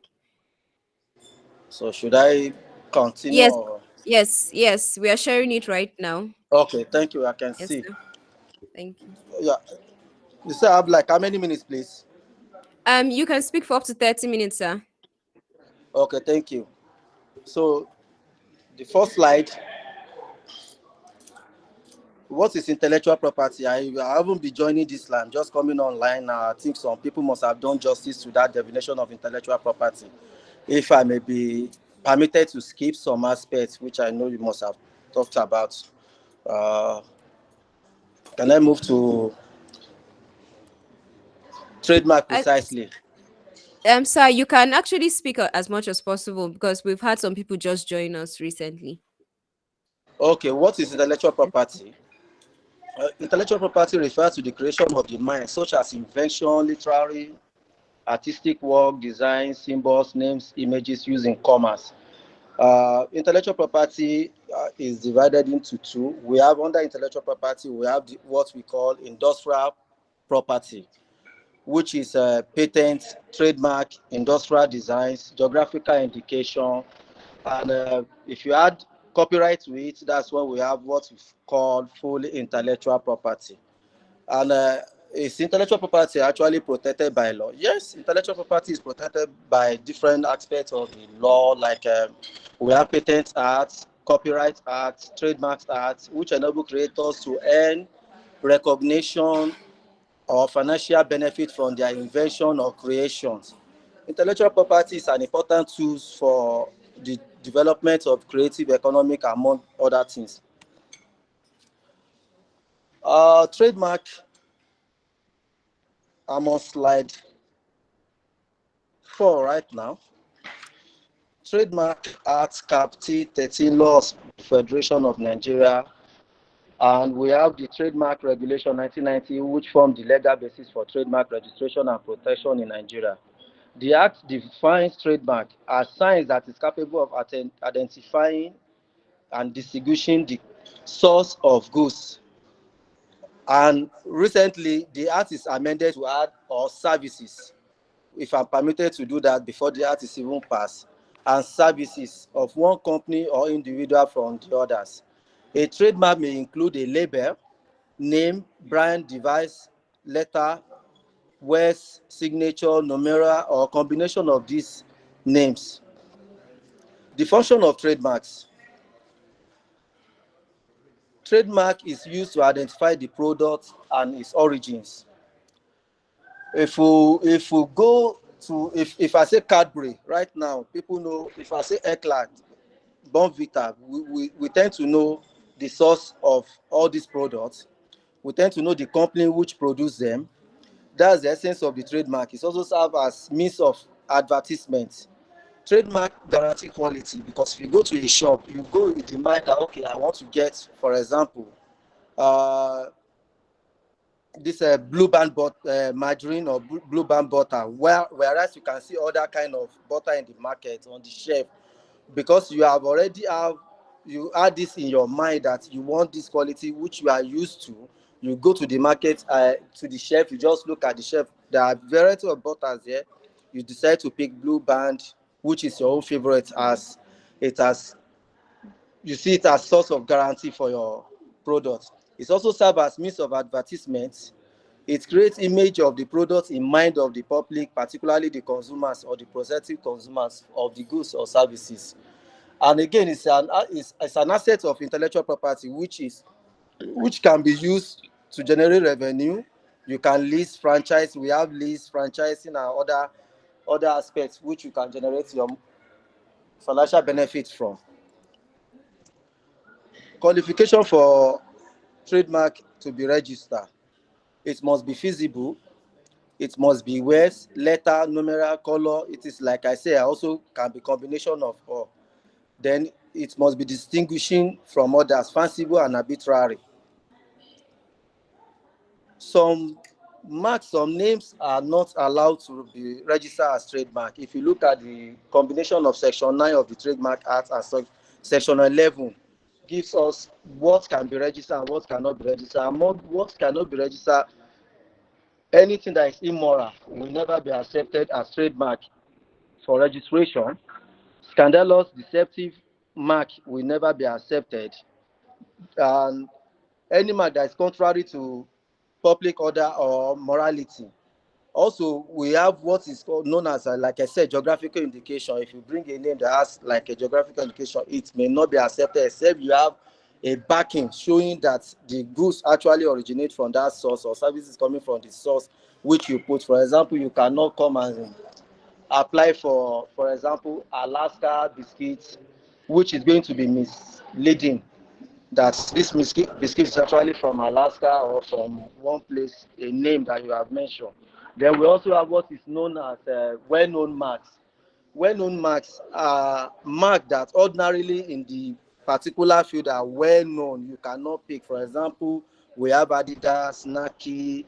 You cannot say because you are in Nigeria, you are producing your own kind of sportswear and you want to use the word Nike or Adidas. This will not be accepted except you have authorization and permission from the owner of such marks. Then, apart from all those ones, we also have what we call amorals. We cannot apply to register a mark which is carrying a flag of a country or coat of arms or name of a popular person. Like we have some instances where people come to register, they will say Obama tissue paper. I still remember very well. These are marks that were outrightly refused because they cannot create the linkage between the Obama and the existing U.S. president. Names that are similar to already registered mark are not allowed. We also have what we call generic marks. If your mark is generic or descriptive of the product in which class you are registering, it may be refused. You cannot register, for example, we know Apple products are like a MacBook, iPhone, and so on. This is allowed because Apple is particularly in class 31 is a fruit, while the computer products of Apple are 41. This is allowed in the sense that they are not descriptive of that class. So you cannot use, like, for example, if you are selling Apple or producing Apple, you cannot put like Apple in class 31, it will not be accepted.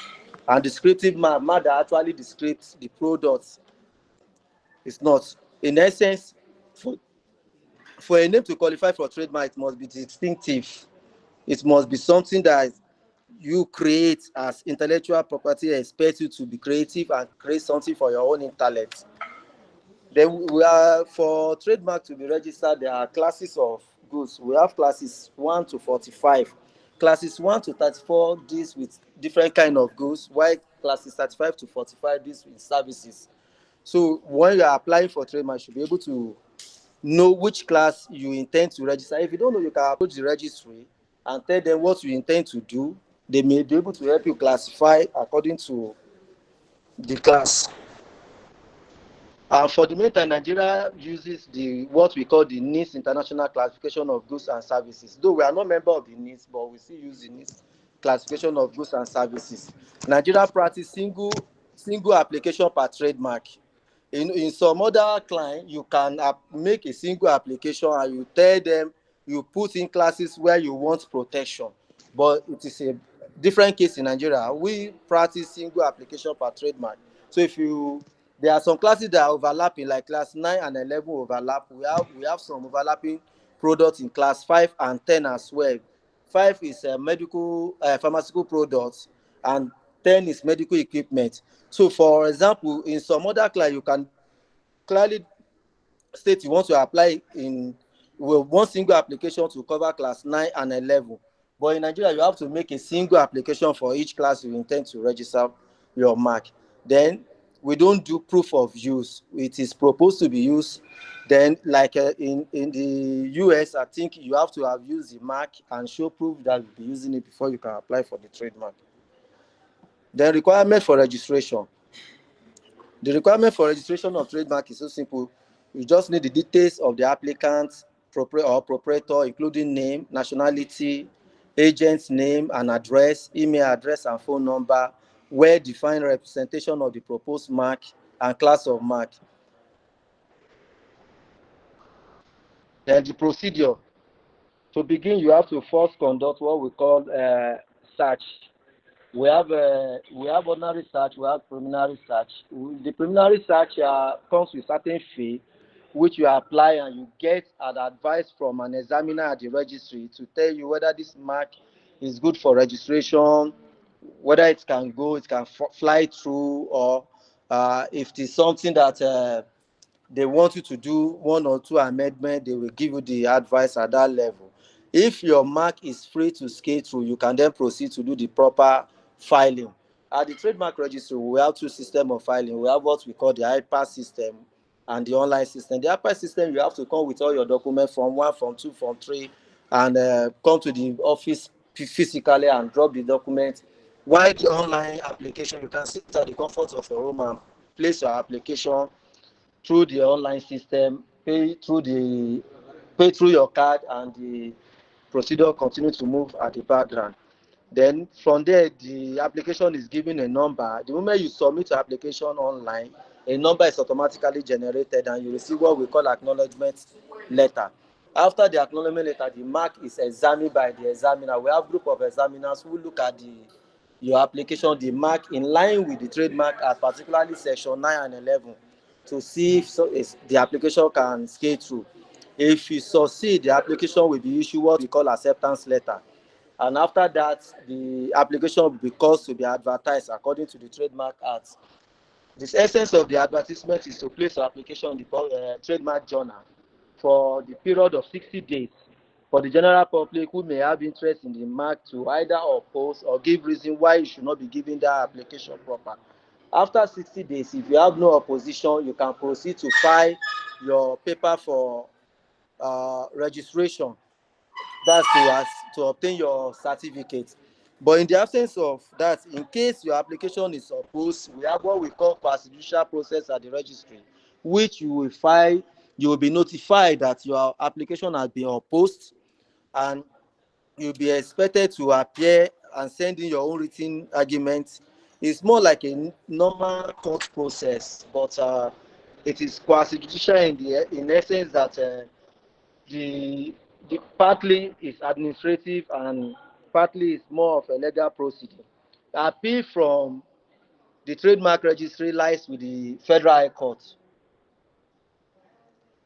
The validity of a trademark is perpetual. It doesn't expire for as long as you renew. But for the first instance, you have 7 years from the date of your application and renewable every 14 years, which makes it perpetual duration. It doesn't lapse, it doesn't expire, except you withdraw your mark or maybe you fold out of business. The rights of a trademark, the rights confer on you exclusive right to use the name for your products to the exclusion of every other person, and the right also prevent other people from using your mark. And I would like to say here, trademark is territorial. That you have a mark in Nigeria and your product is going to Benin Republic, it will always be advisable for you to consult a lawyer in Benin Republic to do another registration to cover the territory as well. Your registration in Nigeria does not extend beyond Nigerian territory. The infringement in trademark can come in many ways. Trademark can be infringed by unauthorized or illegal use of your trademark without your consent. And it is also the use of a mark or similar mark which causes confusion or mislead the general public as to the origin of the product. And lack of consent in using someone's mark constitutes serious infringement, which you could take a legal action against. The elements of infringement are lack of consent, likelihood of confusion, and counterfeiting.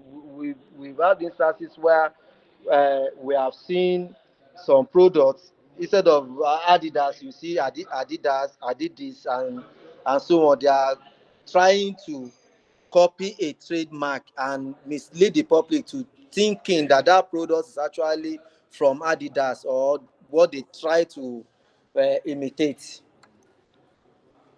We have some remedy if your mark is infringed. We have what we call, you can actually apply for cancellation of the trademark. You can write to the registry where the infringement has already been registered. The proprietor of the mark of the trademark may make a formal application to the registrar of trademark for the cancellation of infringing trademark. The application will be required to be supported by evidence of registration of the proprietor's mark, which should precede the trademark it seeks to cancel. Then we have the legal action, we have the civil action, which is can institute a civil action for infringement. A proprietor is entitled to issue a legal action against the infringing entity for infringement of his trademark, as such claim damages, injunctive relief, or an order of the court compelling the infringing party to give account and pay to the proprietor all profits from the infringement or delivery of or destruction of infringing goods or products. You can also do what we call cease and desist. The proprietor can enforce their rights by sending a cease and desist letter to the infringing party, giving full description of the trademark that is being infringed, and a warning to the infringing party to cease and desist from performing further acts of infringement. Formal application or request to relevant government agencies as well can serve as means to enforce your trademark rights. We have the Nigerian police. Several times we have received letter from the Nigerian police force asking us either to come with our register to back up a claim of a infringing mark, or we also have issue that some people pick a trade name, a trademark, and go to approach the CAC, the Corporate Affairs Commission, to register a name of a trademark, a company name, then later on try to claim the name and writing to the registry to cancel the trademark. If a trademark precedes the registration of a company, the Corporate Affairs Commission will do you a favor by writing to them. They will cancel the name and ask the applicant or the owner of the name to come up with another name.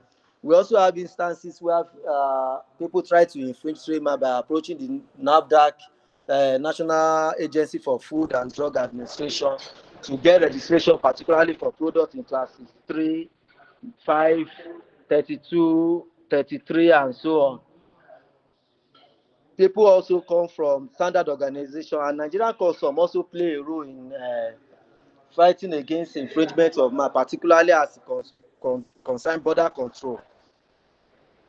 It is worth to note that Nigeria is currently making effort under the present regime to join the NIS Classification Committee of the WIPO, and at the same time to join the Madrid Protocol for International Registration. This is a procedure where you can be in a country. Like I say, it's a territorial thing. Now, if you want to protect your product in another country, you have to approach an attorney in whichever country you want your product to be protected. But under the Madrid system, you can actually file an application at the comfort of your home and designate some countries where you want protection and pay the prescribed fee. For trademark, we have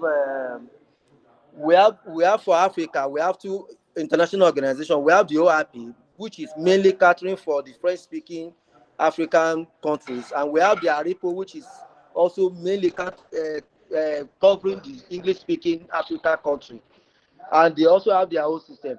As it is now, Nigeria is not a member of either OIP or ARIPO, and we are not also a member of Madrid, but we are making efforts to join Madrid.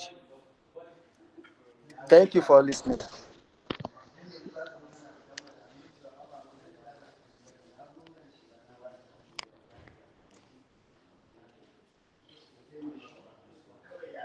Thank you very Hello. much, sir. We really appreciate it. Thank you very much. But please, before You're you go, welcome.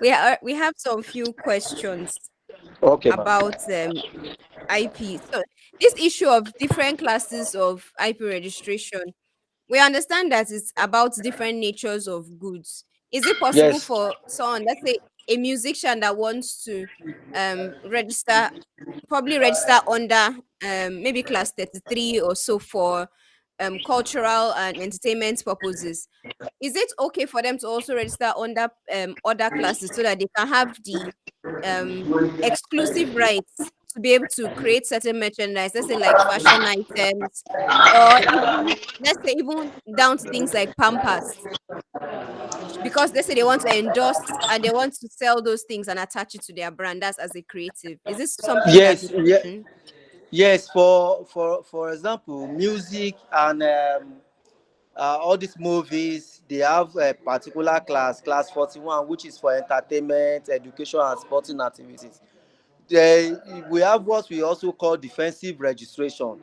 If your mark is free in all the classes, nothing stops you from registering. There are some people, some proprietor, they don't want their mark to be used by any other person.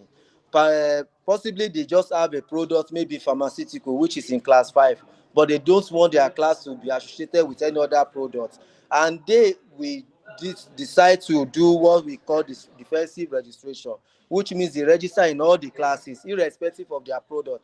Artists can also do same.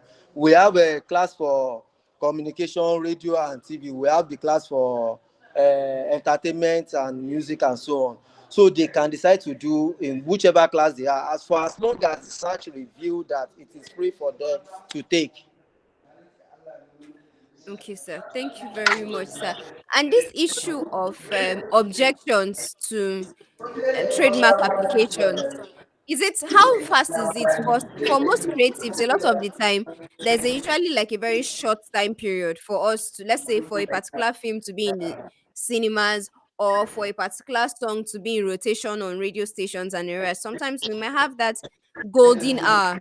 How long does it take to object to a trademark, let's say a false trademark, or a trademark of someone that is trying to infringe on your own? How fast would the process be? Okay, if you are coming by way of opposition, if you want to approach the registry by way of, there is already stipulated timeline. First, the mark must be advertised in the trademark journal. Like I said, there is going to be there for 60 days. 60 days, and that's the 60 days is for people, for the registry to collate and receive opposition. After the 60 days, the applicant will be notified that your application has been opposed, and these are the ground of the opposition.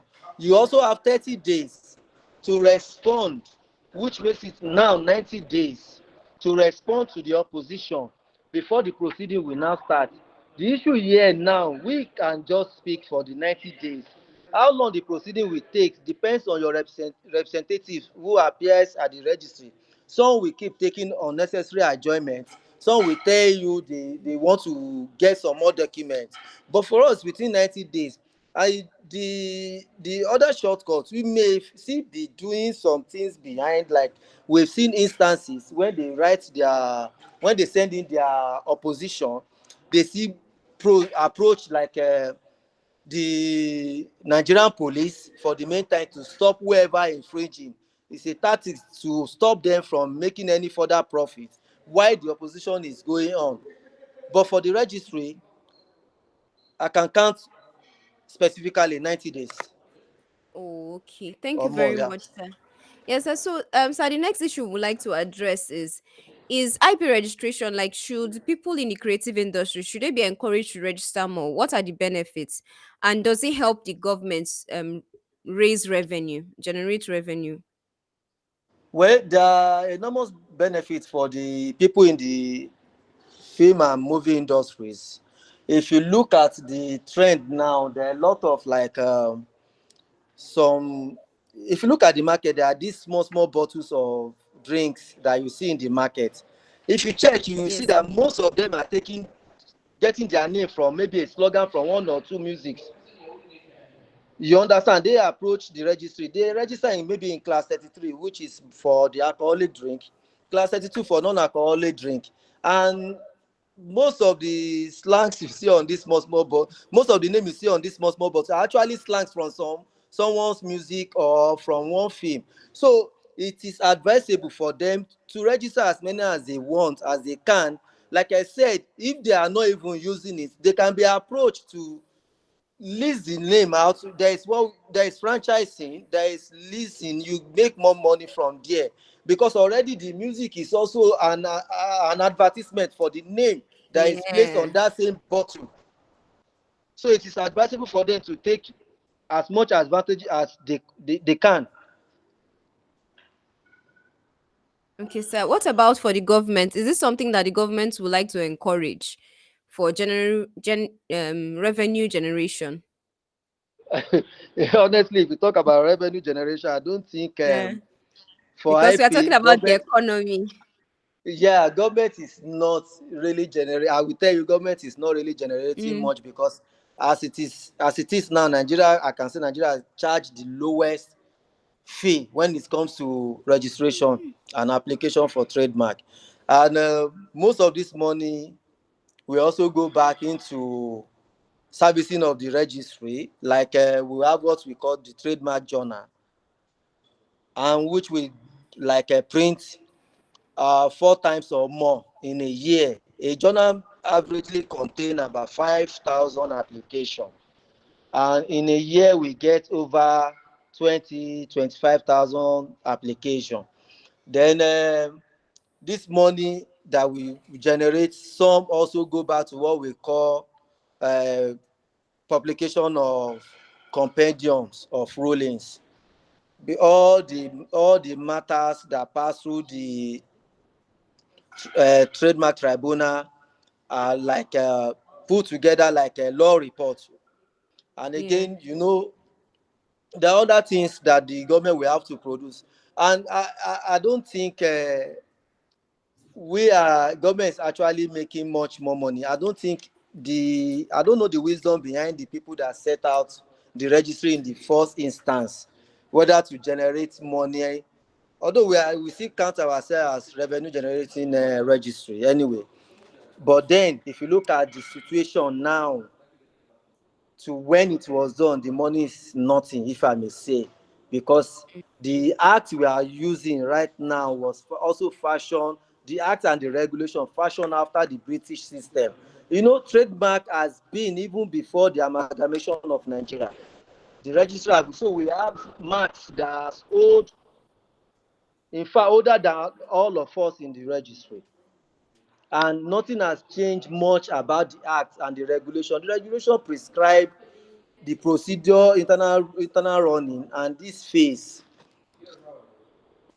Okay. But for the general public, we are supposed to be the administrator and policy formulating and executing body. Okay. Thank you very much, sir. Thank you very much for speaking and addressing us. Before we continue, I would like everyone to mute their mics and say thank you to Mr. Temitokwe for giving us his time. Thank you very much, sir. Thank you so much, sir. Thank you, everyone. You are all welcome. Yeah, Thank you, sir. you're welcome. So, from everything he has said, I hope we can understand that this registration is not really something, we're not really doing the government a favor when we go out of our way to register our works. It's actually for our own benefit. And one thing I really loved that he mentioned was the multiple means of income that we can generate for ourselves while registering. So, it's not just enough for us to monetize our brand, but we can also lease it out. We can also license it to other people that would like to use that same brand. So, for instance, if you're a creative and you're not a producer, when I say producer, I mean you're not a manufacturer of products, you can still register a defensive registration in multiple classes and then give licenses to third parties, to other people that are actually in those industries. Even those industries are not necessarily the creative industry itself, but people in other industries, you can also give them licenses so that they can produce can create products, help the general economy, and also um give yourself like a lot of money. And like, so basically this is like multiple sources of income for yourself as a creative. I think it's very important, especially the issue of franchising. We can see it with things like food chains, but it's not just a food thing. You can also see the same thing in the entertainment industry as well. And I would like to Can, use this example, sir. can I say something? You mentioned Yes, something. sir. I just want to add to what you just said. Like, Yes, sir. there are some. You mentioned about food chain industry, like all these Yes. popular eateries. Do you know some of them that you see in your area are not actually owned, run by the people who own the name on those shops? They are franchise. They give the name out for you, and sometimes they tell you this this particular meat pie, this particular sausage should have this particular taste, and they give you the recipe, and these are Yes. the things you are paying for. And there used to be this thing they put in children's lunch bag when they are going to school. It is called Mortina Sipit, something like that. Yes. I don't know if Yes. you have seen it. Those, like for example, that is not a product of from Mortina. It's a product of a private entity who actually want to tap into the good way of Martina. And do you know how much the company will be paying Martina for using the name? And I always tell people, you can create your own brand from scratch. You don't need to copy, because when you type in on your Google, you search 10 top brand in Nigeria, you will see some name will pop up of your screen. And if you also go further to check what is the value of those brands, you'll be amazed the amount against each of those brands. And that is the name they will sell their intangible asset, which is the trade name, just the name. I think Coca-Cola as a name is about 197 point something billion as of today. I think in Wow. 2016, the MD of Coca-Cola once said if they sell all the Coca-Cola company in the world and decide to start all over without selling the name Coca-Cola, they will overtake whoever buys all those companies, because what people want to see, what endear you to product is the name. No Yes. matter which aspect of IP you belong, be it copyright, be it literary, music, be it patent, be it industrial design, including geographical indication, what takes those products to market is the name. You cannot produce a vehicle without a name. It will not sell. What will they call it? So you need a trademark in every aspect of intellectual property. And anybody, if you make a name for yourself, somebody can just approach you. Look, your product is not here. Can I produce? And you get your lawyer, IP lawyer. You sit down, do your IP valuation. What is the worth of the product? You look at what it costs you, the current market value, the product, the profit you make. Then this will determine what you charge, and so on. These are the indices you use, and so on. So you cannot just, I always tell people, try and build your own name and make it transform into brand. Thank you. Thank you very much, sir. Honestly, we're really, really grateful. I hope where we can see that our intellectual property has value beyond what exactly we are getting from it at the moment. We can actually repurpose it in different ways, so much so that even in the hands of other people, even in the hands of third parties, we can still be making money from it. I want to say thank you very much, Mr. Timitope. Um, You've really given us a lot. Yes, Did Larry, you sorry, say, I have a question yes, ma. on this trademark. There was a time a particular people registered trademark on a particular class, and then somebody else went and registered the same name on another class. How do you sort that out to know, is it that who registered first or who registered last? Then secondly, how long does it take to get a certificate from your after registration on your Okay, trademark? for the first question, like I said, each class stand on its own. That was why I said in Nigeria we do single application per name. We don't do one application multiple classes. That's why if you want protection in 4 classes that are related to your product, you must spread your application across those 4 classes, which means you have 4 applications. The problem, what you just narrated, is a common problem we face at the registry. Common problem we face. And I want you to know, if you don't have a good product in the market, they won't fake it. People fake what is bringing in money. So by the time you start seeing your product being faked, then we know when you come, you are already making money or you are making wave. What these people do, they now look for a class that is similar. Like I gave two examples. Class 5 is for pharmaceutical, while class 10 is for pharmaceutical equipment. They go to that class and register.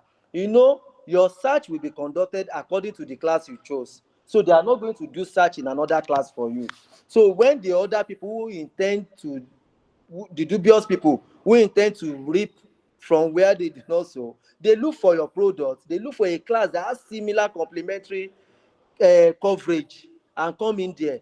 But the registry have devised some means, like the registrar has the administrative power to cancel the application before it is advertised. And if it is advertised, the responsibility is on you. You are supposed, like every normal property, trademark is like your building. It's a personal property. What we do, we put it out that somebody has come to apply for this mark. It is your own responsibility to now be watching out for who wants to infringe, and you should be at a tap with the registry. Have they released a journal?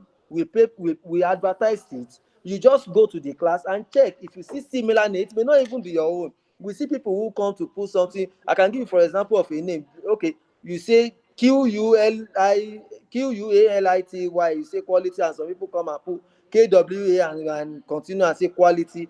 Those kind of things are going to mislead. Whatever is going to cause a confusion when you go to the market and say you want quality, and the brand say which of them is not supposed to be a trademark, because once it arises, raises a question, it's not a good qualification for trademark. But when you see this kind of a thing, you can write to the registry, approach the registry. They will look at who registered first, and if the class are completely different, they are not related in products at all, it will be difficult for you to tell them not to give them. But the registrar has the discretion to say no and cancel one for the other, particularly if you are the first in time. Sorry, you raised something about, I think you have there is a second part to your question, please. Yes, I said how long it takes to get your certificate, and do you pay for the certificate after Yes, paying you pay for for the, certificate when it's time for certificate, because you cannot pay up to certificate because of the break in between, like I explained. Because if you are not going to skate through this opposition process, which means your money is a waste. So you just pay for the first process, which you are going to get what we call acknowledgement and acceptance, which is actually the documents you need to run your business. Then if your mark escape and succeed up to certification level, you now pay for that one. Give and take, it used to be a longer period, but now with the present regime, it is a little bit faster now, in the sense that journal comes out every 3 months now, and no, not one.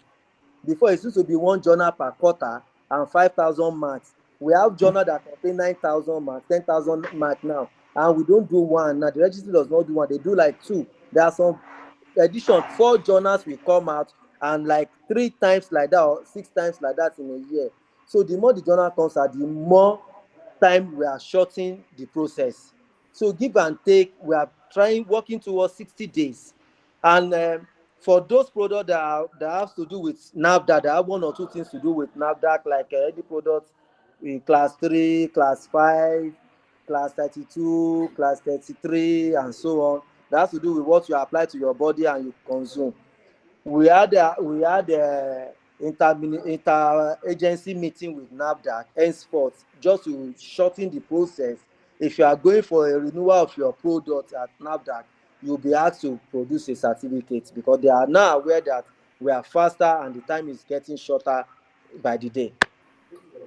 okay. Thank you. Sorry, I have one more question. If you have registered with the Copyright Commission, let's say you have registered a company, and then now you want to trademark your logo, if it's not accepted by the trademark, what will you do? You know, you know, you know, let I think let me quickly say something here. Maybe it will Okay. address, because I know what you have in mind. People always come Mm. up. I've already registered this name as Yes, CAC. my Why company. won't you Yes. give it? Why won't you give it to me? I want you to Yes. remember, like, CAC. This specifically with your incorporation of your company, setting up of your name of your company. We deal with the product of the company, which may not necessarily mean your product should bear the same name with your company name. For example, we have Nigerian Bottling Company. Their products are not the same as the company name, Nigerian Bottling Company. We have Coca-Cola, Mm. we have Fanta, we have Sprite, and so on. People Mm. tend to believe the company name should be the product name. No, in this sense, that's why sometimes they come up, it will be refused. It may not be refused basically because the company name is in existence. No, it may be refused because it is somehow similar to an existing product that have been registered. Okay. And when we are talking about similarity, we look at visual. If it's going to mislead people, visual. We look at pronunciation. A word may sound alike but spell a different form. That's Yes. why I give that example. Any name you bring and it's going to sound like the one in existence, like even a layman will ask you, when you pronounce, will ask you which of them, which means there is a confusion. Mm.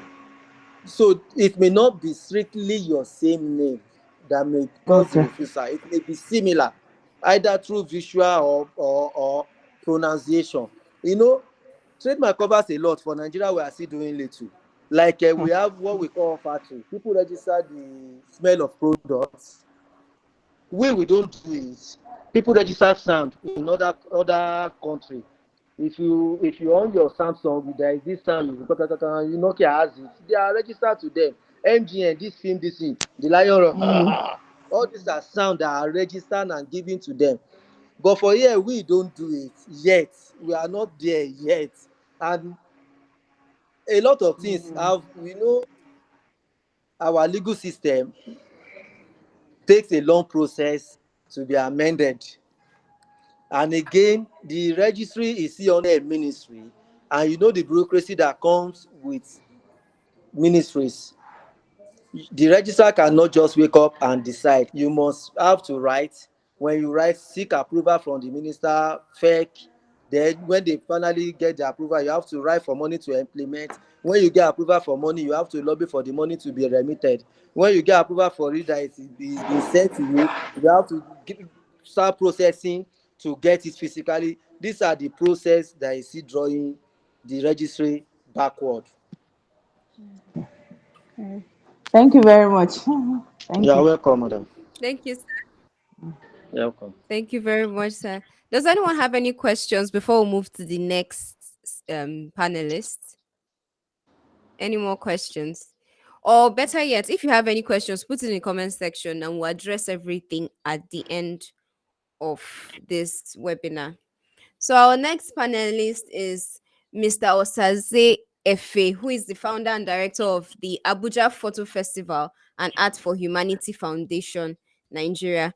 Mr. Efe, welcome. Welcome, sir. Hello, is sir, can you hear us? Hello.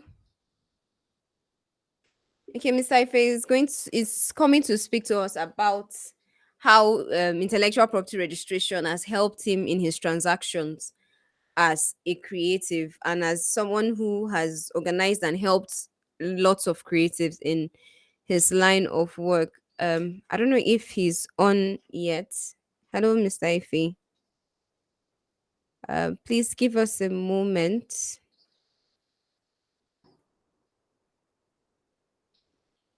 Okay, before he comes up, I think we can actually ask as many questions as we have. The panelists are still here, especially in terms of brand merchandising, because I understand that a lot of content creators, especially on social media, would like to monetize their brands in endorsements and in merchandising. So, from everything that we've heard, I hope we can already see that it's very important to register your trademark before you can enforce that particular right. So, it's not just enough for you to say that, oh, you've been using a particular mark for a particular period of time. And so, no other person should be using it at that period or in that particular way. Okay, I just noticed someone has raised your hand. Please unmute yourself and ask your question. Good morning, ma. Sorry, good afternoon. Good afternoon. My question goes to Miss Ma Julieta. During her session, she said something about, she was like, for you to value your IP, you have to for you to use your IP to gain loan, you have to make sure that you have like a registered business.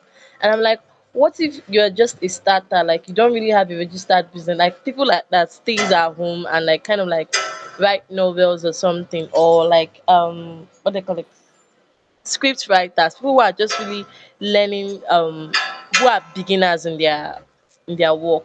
Do you still need to have like a registered business for it or something?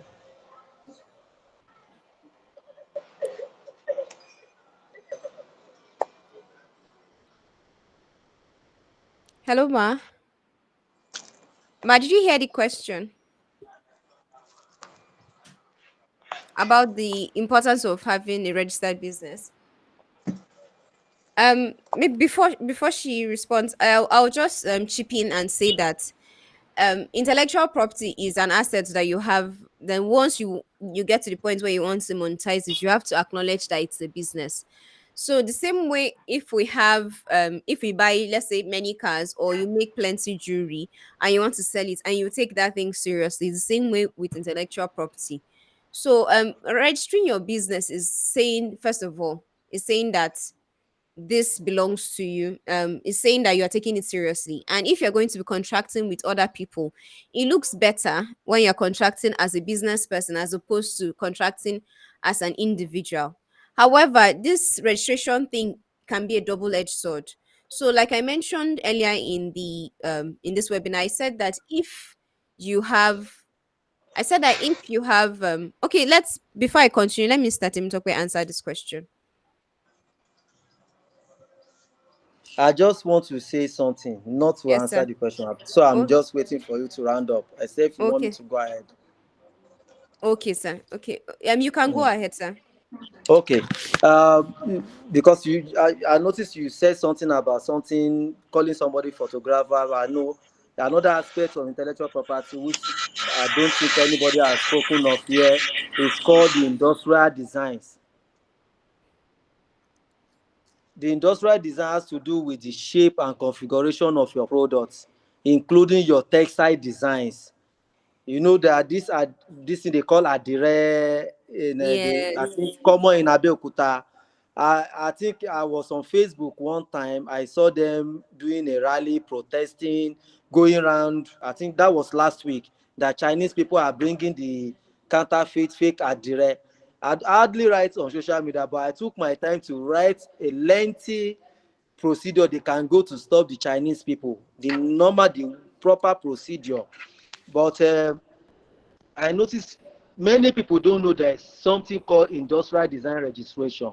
Your carton of your product, the shape or the front page of your book, you know, some book there is a way you design the front page of your book is your industrial design.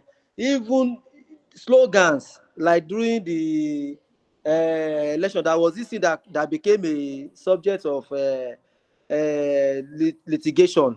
During this election they were saying this is something you will be 75 or be 7, something Yes. like that. All this tagline slogan, some people put it on clothing material and come to register industrial design, and somebody came over again and said no, that thing is my own work. The guy said it's actually the one that formed it.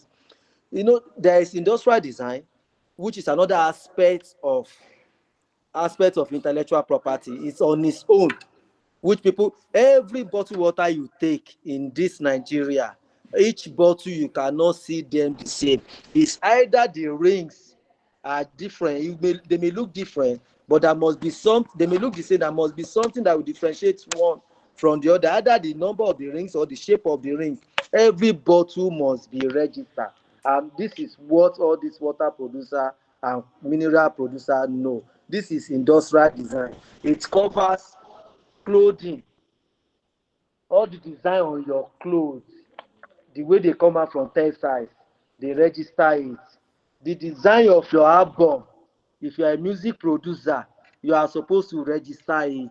The design of your case of your film and so on, they are your intellectual property. It's just like I'm saying this because I heard you calling somebody about photo something. Anyway, maybe Yes, sir. copyright will say one or two things in that aspect. I don't want to go into copyright aspect. Thank you. Thank you very much, sir. Thank you very much. So let me finish Chinyere's question, then I'll move to the next one by Ninja Magic.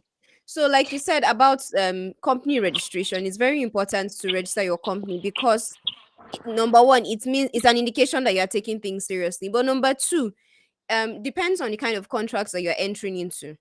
So, if you want financing, most people do not invest in individuals. Most people invest in companies. And in events when maybe there are even times when, personally, as an entertainment lawyer, I've had scenarios where an investor wants to invest in a film, but instead of investing in the company of the filmmaker, they will insist that there's a third company that is created. Such companies are called SPVs, as special purpose vehicles. And the only purpose of that company is to house all the risk and also own all the intellectual property, so that even if the filmmaker should japa or they should disappear one day or they go bankrupt, this particular company will not go bankrupt because they are the owners of the intellectual property. That way, this is the investor's way of protecting their investment. So a lot of times from the inspect from a an investor's point of view, they will prefer that you have a registered business. However, from your own point of view, it's possible, depending on kind of transactions you're entering into. If your issue is, for instance, ownership, it's better that the particular piece of intellectual property is owned by an individual, because you have, I'll give an example with copyright. That's for content. You mentioned books and their literary works of copyright. You have up to 70 years after the death of the owner of the book, so meaning that the grandchildren, the great grandchildren can still enjoy monopoly of use, monopoly of license, complete monopoly on and exclusivity to owning that intellectual property. But if it belongs to a company, that's if the authorship, not ownership rather, if the authorship, if it's officially says, let's say in an employment agreement, it states that, let's say you as the CEO, you are an employee of the company, and you state that this particular film was written by the company and not written by you personally as CEO, you have shortened the lifespan of that film. So it's no longer 70 years after the death of the person that created of the CEO. Rather, it is now 50 years from the day it was created.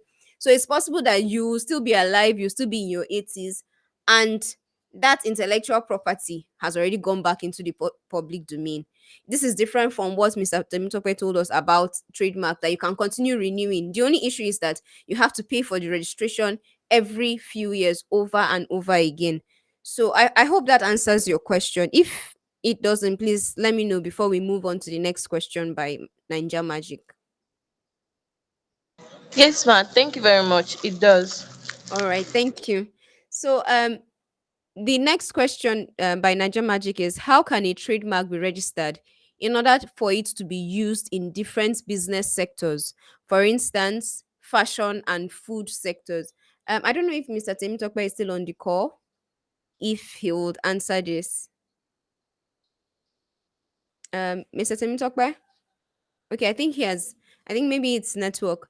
How can a trademark be registered in order for it to be used in different business sectors, for instance, fashion and food sectors? So, like he already explained, he said that there are different classes of trademark registration, meaning that if you want to register a particular trademark, a brand identity, you can register it in multiple classes, which you are calling sectors in this context. So all those different classes, for instance, class 41 is the entertainment sector. Class 3, class 5, that is the medical field, that's the pharmaceutical field. There are also classes for food, there are classes for electrical appliances. So you can actually register in many classes at the same time. The only thing is that you cannot say one registration for one thing will cover more than one class. Rather, you have to pay for the registration in one class, pay for the registration in the second class for the same brand, pay for the registration in third class, the fourth class, as many classes as possible. So all of them can go through the process together. They can all start running at the same time, but you have to pay for different fresh registration process. I hope I was able to answer your question, Niger Magic. If I was not able to answer, you can mute and let us know, or you can type it in. Okay, very well. Thank you very much. Thank you. Um, does anyone else have any question before we move on? The next thing we'll address is okay, Chinyere, please. Um, I'm sorry, but as regarding trademark registration, I was wondering, is it possible for you to like register your name as a trademark? Not like you have a business you need to do, or you are like an artist and you just want to register the name and have it there, so no one gets to use that name again. Yes, actually, that's what Mr. Temitope referred to as defensive trademark. When you register something, even when you do not have an intention to use it anytime soon, that way, if any other person wants to use it, then they can license it from you. They can pay you a license fee to be able to use it for a specific period of time and in a specific way and in a specific place. So yes, you can register your name. However, you have to be careful of the class in which you register it. It's possible that you may try to register it in a particular class and you can be denied because there are also malicious registrations, and the registry has the right to say no or yes to specific registrations. So yes, but what I would say personally is try as much as you can. Try to register in as many classes as you can. The worst you can get is no. And the thing with the registry is that they can advise you on how to change it. So for instance, they can say, okay, this is already similar to something else, add this or turn it this way. You get so just take the first step and try to register it first. That's what I'll say. Does that answer your question? Okay, man. Thank you very much. It does. Okay. Thank you very much. Does anyone else have a question before we move on? Any question? I think the next thing we're going to talk about is career opportunities in intellectual property valuation. For some of us that have been here from the beginning, I'm sure we heard Barrister Joshua Daranijo talk about and also Mr. Jerry talk about insurance and how it's possible for you to insure your intellectual property, meaning that insurance companies right now are springing up and are including intellectual property as part of their insurance packages, something called intellectual property liability insurance. That means that that is already a career path for someone to follow. So, if for instance you're interested in insurance, but you want to work in the entertainment field, in the creative industry, or just around intellectual property, if you're a lawyer, you're an accountant, and you're interested in intellectual property, or if you studied insurance in school, you can actually apply and for a job as an underwriter. Now, an underwriter is simply someone that assesses the risk, analyzes the risk of an asset before you insure it. So, if you want to insure a car, an underwriter has to look at the car, analyze it, assess it to see, yes, is this worthy? Is this good enough to be insured? Does it have a high chance of spoiling very fast? It has to be at least in good condition for an insurance company to be able to take on the risk of saying, oh, if you pay a small premium, we are going to pay a large payout if anything affects this. So you can actually be an underwriter. You can actually pursue that part. So if you are in law school or you are studying law in university, I would say one very important law for you to learn, or one elective course for you to actually focus on, is banking and insurance, because banking and insurance is law is something that you will need if you want to enter into intellectual property valuation. It's still new in Nigeria right now, and in all honesty, the idea of intellectual property protection itself is has still not gained full ground in Nigeria. How much more intellectual property valuation? So, if if you study, follow the path of insurance, you can actually become an insurance underwriter for insurance companies that are willing to collect in intellectual property and insure them as the same way they insure other assets. So that's actually something we should look out for. Another career path we can follow is intellectual property accounting. So, with the knowledge of intellectual property valuation, you can actually be an IP accountant, in the sense that you can work for multiple what's it called, multiple creatives, and even you can also represent investors, people that want to know, okay, how much exactly is this piece of work worth? Is it an artwork? We want to invest in this particular artist, and or we want to invest in this particular gallery. How do we value it? How do we know that it's worth up to 200 million naira? What's the guarantee that it will not switch and be worth maybe just 20, maybe 200,000 naira tomorrow? The only person that can give that assurance, that can answer that question, will be an intellectual property accountant or an intellectual property lawyer.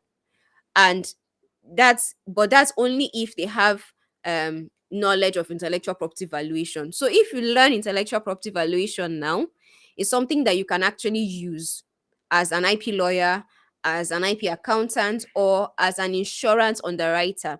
And the beautiful thing is that you do not only represent one particular group of people. You can represent creatives, all right, but you can also represent the government. You can work for the government. You can also work for financial institutions like banks. Because right now, I was talking to, before, while I was planning for this webinar, I spoke to a few banks, and I was a bit disappointed to find out that there are many banks that do not receive intellectual property as collateral, even though it's something that a few others have started receiving. But there are actually banks out there that do not receive it, and it's for one reason: they don't know how to value it. It's not that they do not recognize the value, but they do not know how to put a specific number on it, so that when they want to foreclose, that they can actually realize their money back. So how can they justify? Let's say, for instance, you overspend on an intellectual property, like Barrister Joshua mentioned. You spend millions of naira on something that you could have just spent 100K on. The cost value of that intellectual property will now be 1 million, but the actual value, the intrinsic value, may just be 100,000 naira. So the best person to now tell this bank that, hey, don't invest in this particular one, or don't loan this, will be a loan officer that understands intellectual property valuation. Now, this brings another career path, which is banking. You can be a banker, and you can be an accountant, you can work for a bank, and you can understand intellectual property valuation and use that knowledge to help them assess the risk, the kind of, and make informed decisions on the type of bank so sorry on the type of assets that they can loan for. So you know how you can bring a car to a bank and say, oh, I want to use this as collateral for so and so amount of money, or you can give them your land papers and say, I want to use this for so and so amount of money.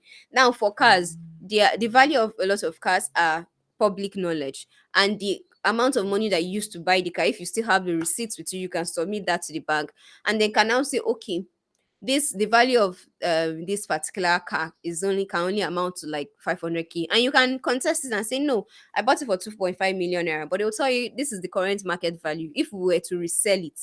So a bank will look at the value of an intellectual property according to how much they can resell it if everything doesn't work. So it's the resale value. So if they were to put it out into the market as a distress sale now, what is the highest amount of money they can get? Or rather, what is the lowest amount of money they can get for it? So that is how they can value it. And if you have the knowledge of intellectual property valuation, you can help advise such a bank. You can train loan officers, or you can be a loan officer yourself. Same thing with an intellectual property lawyer or an entertainment lawyer. Personally, I've been in positions where I've had to value intellectual properties because there was no other person to do it in that particular point. Now, my work as an intellectual property lawyer does not actually venture into IP valuation, but out of necessity, I have to do it. And that is something that I want us to really look at as we're finishing from school. If you're an accountant, if you are a lawyer, or even if you are a creative, you need to be able to value your intellectual property independent of the investor that is coming to you. So you need to be able to say, oh, this is the value of my IP. And the investor also know that, okay, this is the value according to their own metrics and according to your own metrics. That way you don't just throw random numbers, and it's very dangerous for you to overprice your IP. I know that's something that a lot of people think it's nice. Oh, I can get a lot of money. Let me get as much money from the investor as possible. But what you don't realize is that investments are debt. It's just like advance in music. If you get a lot of money, it means you're going to have to pay a lot of money back. And for you to avoid losing your intellectual property in the process, I'm sure we've heard of disputes where people had problems with paying back their investors or their record labels, and next thing they'll start fighting about the ownership of the masters. Oh, I don't own my masters because this happened, I couldn't pay back. And many times it's because they paid too much money into your music. You probably did not monetize it as much as you could. Or for instance, let's say you are into music and you only collect royalties, no, rather you only collect fees from performances, that's from live performances of your show. Let's say you go to universities to perform, you perform at festivals, and that is your only source of income. You have performance royalties that you're not collecting. You have non-interactive performances with platforms like Sound Exchange, performance royalties with platforms like BMI, like MCSN in Nigeria, you're not collecting. You have mechanical licenses, mechanical royalties from streaming sites, from YouTube, royalties from different places. You're not collecting. Your own is just go at have it, attend the show, perform, collect your money. Now, the actual value, the market value of your IP may be very high, but you may not be monetizing it enough. And so, because of that, over time, investors are going to, right now, investors are excited, but over time, you notice that investors will be willing to give you less and less and less money to be able to um use and develop your intellectual property. And it's not just investors, lenders as well, that's financial institutions, banks as well.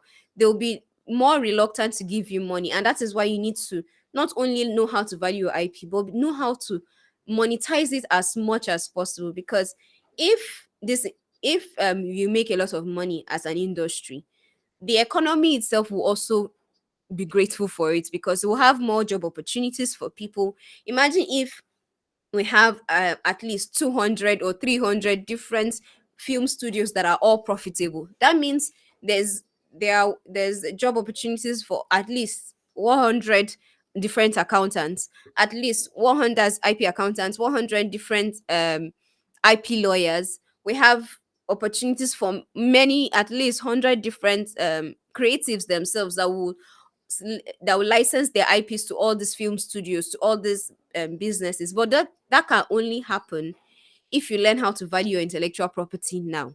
And a campaign, I'll give an example of this historical issue. When the Europeans came to Africa and they were buying human beings and giving things like guns and mirrors in exchange. Sometimes when we think about it, the anger, apart from the fact that slave trade is an immoral act, we can see that the value did not make sense. How can you give out a human being and collect mirror? But it's because we did not value human beings properly. Or how can you give out gold, diamond from your ground, and the only thing you get in exchange will be things like clothes and different like jewelry, like already processed jewelry from their side back to you. That is, and over time that builds resentments. People start to, there's a lot of hatred, there's a lot of anger. And I'll give another example of the person that wrote the song for Lion King. Well, he didn't write it for Lion King, he just wrote the song. Wimbowe, Wimbowe. The man died in penury, even though that particular song made a lot of money for Disney. Now, I'm sure we all know that Disney doesn't just release music in the films alone. It also releases them as albums. It also goes on tours for this music. It monetizes the music, for the movies as much as possible. There's a lot of merchandise. There are shirts, t-shirts that have the lyrics of the song on them that are being sold. There are music professional musicians that are singing the songs on going on tour. There are sometimes they will act it on stage and the rest. Money is being made. But this man was not even aware. His music was being infringed. Eventually, after he died, his family, his estate in Soweto sued Disney, but they didn't get more than $1 million. And after a while, that money is finished. Why? Because randomly, especially when you don't have a good valuation number on your intellectual property, you can just call any random big number that you think is worth it. It's now later when you now see how much money it's making that it can now start to pay you. So this is a very important thing. And I don't know if we have questions as to how to learn it, but I want to tell you that there's actually a science to it. I'm sure we've heard from Mr. Temitope and Barrister Joshua that there are three major ways of valuing intellectual property. There is the cost method, there is the market method, that's the comparative market method, and then there is the income method. That's depending on the revenue that that you can possibly generate from that intellectual property. After this webinar, I'm going to be releasing a course, Intellectual Property Valuation, teaching you how to prepare an intellectual property valuation report. So it's like, it's not just enough for you to know how to value it, but how to prepare a valuation report that a bank can accept, that an investor can accept, something that even people that you want to give out license for franchise can also accept and pay. Because right now, if you just say, oh, my music is worth 100 million naira, no one is, they'll be like, how do you know? Oh, because I have so and so number of streams. They'll be like, well, what's the guarantee that you didn't farm those streams? What's the guarantee that you didn't buy those likes on your social media? What an intellectual property valuation report will do is that to give details on how all those things, how you were able to get to that number. That's what an IP valuation report will do for you. And for students, this valuation report is for two major people. I So the valuation course is for two major people. I created it for students and I also created it for creative so that you can be able to negotiate properly. That way you can not just see the template of the report, but also learn how to come to those numbers. The same way we learn how to prepare business plans is the same way I'm going to teach how to prepare an intellectual property report, valuation report. The reason I'm creating this is because right now, a lot of times when we present business plans to investors, they skip it and go straight to the financial side. So it's like all the plenty executive summary, all the target market, all those things, we've perfected it so much that investors know that okay, there are people that are professionals at writing.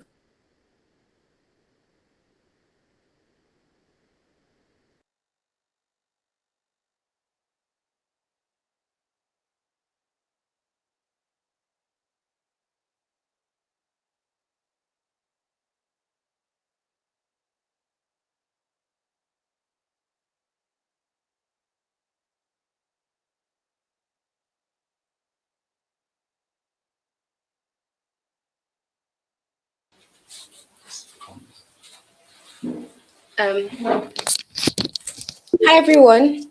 Sorry, can you hear me now? Sorry, we had a small technical glitch. Can you hear me? Yes. All right, thank you very Yes. much.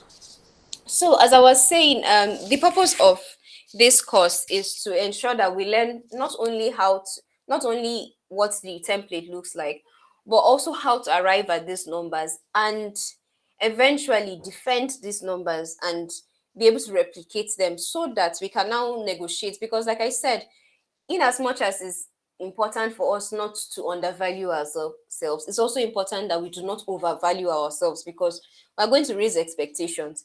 And someone that expected to get times three of what they invested in you before, if they don't get it now, the next time you come, let's say, especially if you're having multiple investment rounds, I'm sure we've heard of things like pre-seed investments, seed investments, first round and second round, things like that.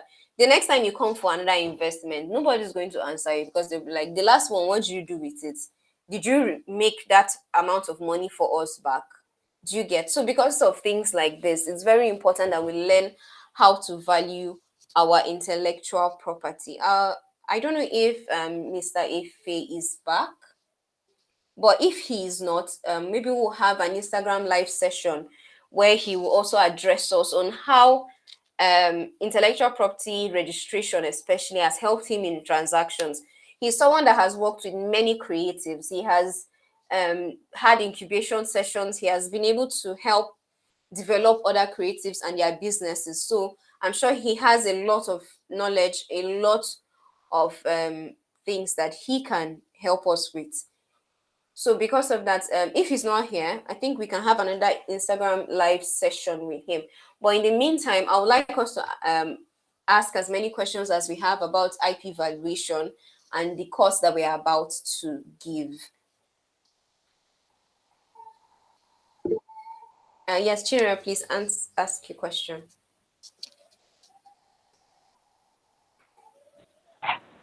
Ma, okay. With regards, what do you call it? IP valuation. Let's imagine someone takes or ends up taking like a course or something, end up being an IP valuer. I Yes. have to ask, is it that do you have to finish school before you actually start practicing it, or is it something you can like start up at any time? Coming from the point of a law student. From a law student, I think the first thing is how do you present yourself to the person that you want to employ you? So I'll give an example with if it's a bank, are you presenting yourself as just a valuer or are you presenting yourself as a lawyer? If you're only presenting yourself as a valuer, you show them, okay, this is where I learned IP valuation from. And I believe that they will hire you. I'm sure we know there are a lot of banks in Nigeria that have people with from other disciplines that are doing the work of other people. So that's not actually a big deal. The only issue is just gaining the confidence of the person that you want to employ your services at that particular point. And that's why I usually emphasize that be someone that has taken a course like maybe law, you've practiced, sorry, you've graduated as a lawyer or you're an accountant. That's usually the best chance you have. However, I know that there are investors that do not mind, that will hire you to actually value all their intellectual properties, while they'll have a different lawyer for the contracts, a different accountant for their audits, but for you specifically for intellectual property valuation. So it's not really a big deal. It's just about finding a specific, or rather winning the confidence of a specific employer. I don't know if that answers your question. Yes, it does, ma. Please, I'm going to ask another. I have like two more to answer. So sorry. To ask. So sorry. Okay. Sorry, please hold on, hold on.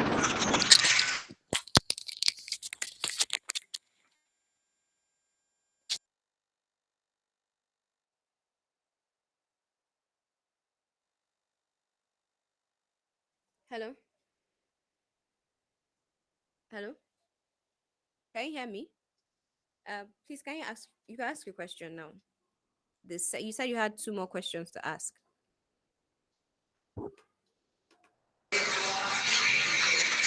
Hello? Yes, I can hear you. Okay.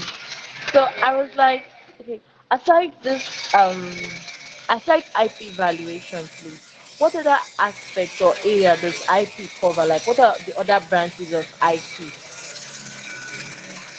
Though, sorry, ask again. Sorry, you said what other area does IP cover? What do you mean? Like, we know, like, I said, aside IP valuation, when we hear IP, we hear about like the creative ideas and works of people in fields like entertainment and the rest of them. Entertainment, tech, fashion and the rest. Then this IP valuation happens to be like call it a sub branch of it. I'm like, what other sub branches of like IP in general exist aside IP valuation? Okay, there's IP protection, which is the common one that a lot of lawyers undertake in sense of preventing infringement through contracts and enforcing laws and enforcing rights and contracts through litigation. So you can actually be an IP litigator in the sense that you may not deal with contracts directly, you may not prepare or review contracts, but you will handle all forms of cases in the courtroom. So, for instance, I am an IP solicitor in the sense that I only work with contracts, but I have an IP litigator that I work with who handles all the court cases. So my job primarily is to prevent going to court. So I do everything in my power to ensure that my clients do not go to court because I know it takes their time, it drains their resources. And remember that a lot of my clients are actually creatives. I also have clients that are investors, but a good number of them are creatives. And the longer they have cases in courts, the less should I say the less valuable their intellectual property is. Because for instance, if your film is premiering um in the cinemas and you are still battling it out in court, a few people have already seen it, it has already leaked to internet sources. By the time you've won your case in court and you want to come and release it again, nobody may actually watch it. So it's because of things like this. My job is primarily to prevent court cases. However, there are people that are um IP enforcers in sense that like IP litigators that they actually their job primarily is to go to court and battle out every kind of IP case. So IP from tech, from agriculture, from every kind of intellectual property, entertainment. So that's like another branch of intellectual property law that you could focus on. I don't know if that answers your question. Thank you very Yeah, much. and All right. I also want to add something else. IP accounting in itself is a very large, is another large field, something that is very profitable. But unfortunately, a lot of accountants in Nigeria are not involved because right now there are different kinds of royalties for creatives. I'll give an example of some. There's mechanical royalties. That's royalties that are derived from the direct sales per unit of an intellectual property. So, for instance, your music stream online, let's say on Audiomack or Apple Music, every stream has mechanical royalties attached to it. Then there's also performance royalties. That's public performance royalties, royalties that are from music performed in public places, music that you perform during live performances, and even music that is being streamed online, because royalties are separate. There's the performance side, and then there is the mechanical side. So there's also and those performance royalties are not necessarily for the sound, because the sound, that's the audio, that's the mechanical royalties. Those performance royalties are actually for the underlying what's it called, composition. They're also called publishing. Now all these details I'm saying, we even down to non-interactive performance, sorry, non-interactive mechanical royalties, those ones are governed by bodies like sound exchange, there's BMI, there's ASCAP, all these things, all these details I just mentioned are things that an intellectual property accountant should be involved in, because you are going to be in a position where you have to help creatives calculate and trace their royalties. Because right now there's something called the black box royalties, in the sense that if you do not collect your royalties after a particular period of time, let's say I'll just give a random year, after like 5 years, depending on the platform. I think BMI has a, I can't remember the exact number of years that's the limit, but let's just say 5 years. After that 5 year period, even if your music has been played around the world or your film has been streamed on different streaming services that you're not even aware of, you cannot collect those royalties anymore. But an IP accountants will know where to get, will know where this money is leaking from, will know how to block it, will be in contact with all these international organizations that are collecting these royalties. And if you're an accountant on this call, I would say that you should get familiar with MCSN, that's the Musical Copyright Society of Nigeria. They are actually the collecting society of royalties right now in the creative industry in Nigeria. There's also BMI, which is the American one. ASCAP is also American. um we have, I can't remember a lot of their names off the top of my head, but there's also like Sound Exchange as well. Get familiar with all those things. If you want more information, you can reach out to me personally and I can give you those details. But IP accounting is another area of intellectual property that is being untapped. It's a full career path, and I think that you should consider it. But what I would say is that you should start with IP valuation. If you can value IP, if you can be able to say this is the real price of the IP, this is how much this is how much the value is in Cameroon, and this is how much it is in Nigeria, and how they are different. If you can do that now, then I believe that you have a lot, like you have like a lot of potential clients to work with. So I don't know if anyone has any other questions. I'm going to put out up, I'm going to send an email to everyone that attended this webinar with details of the course. And there's also going to be a discount code for everyone that attended, as long as well as school. So for instance, if maybe you want your schoolmates to be a part of this, you can reach out to me. We'll have a collaboration where you have a discount on all the fees of the course for a particular school or an organization, that if you're interested. So I think I'll wait a few minutes for, or a few seconds for any questions, and I think we can round up. Okay, Chinara, please ask your question. My last question is okay. Okay. So we see things like TikTok videos and Instagram and the rest of them, of how they use this particular sound for a video, and like this like particular ads keep on repeating. You know, they call, is it thread or so? So I'm like Yeah. asking, is there like an IP right to those to that particular, to those threads, or like in that exist in TikTok and the rest of them? If yes, how are they protected and how are they valued? Okay. I'll start with TikTok. TikTok was actually sued in 2020 because of the same issue. A lot of people were using people's songs, and TikTok was not paying. So I know that in some countries, TikTok currently pays creatives, and some distribution companies like this is for music though.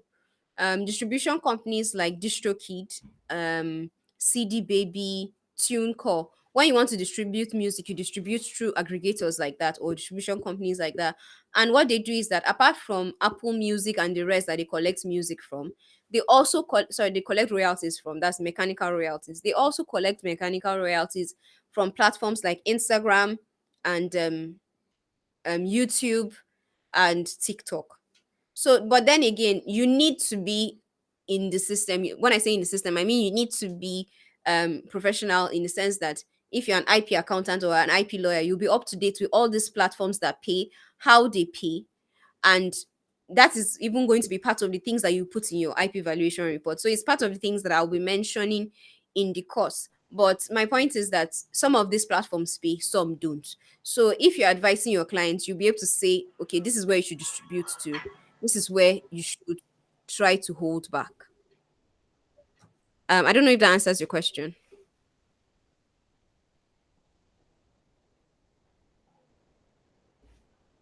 Chinera, did that answer your question? Okay, yes, that's very good. So, but like I said, if you have any follow-up questions, you can ask me.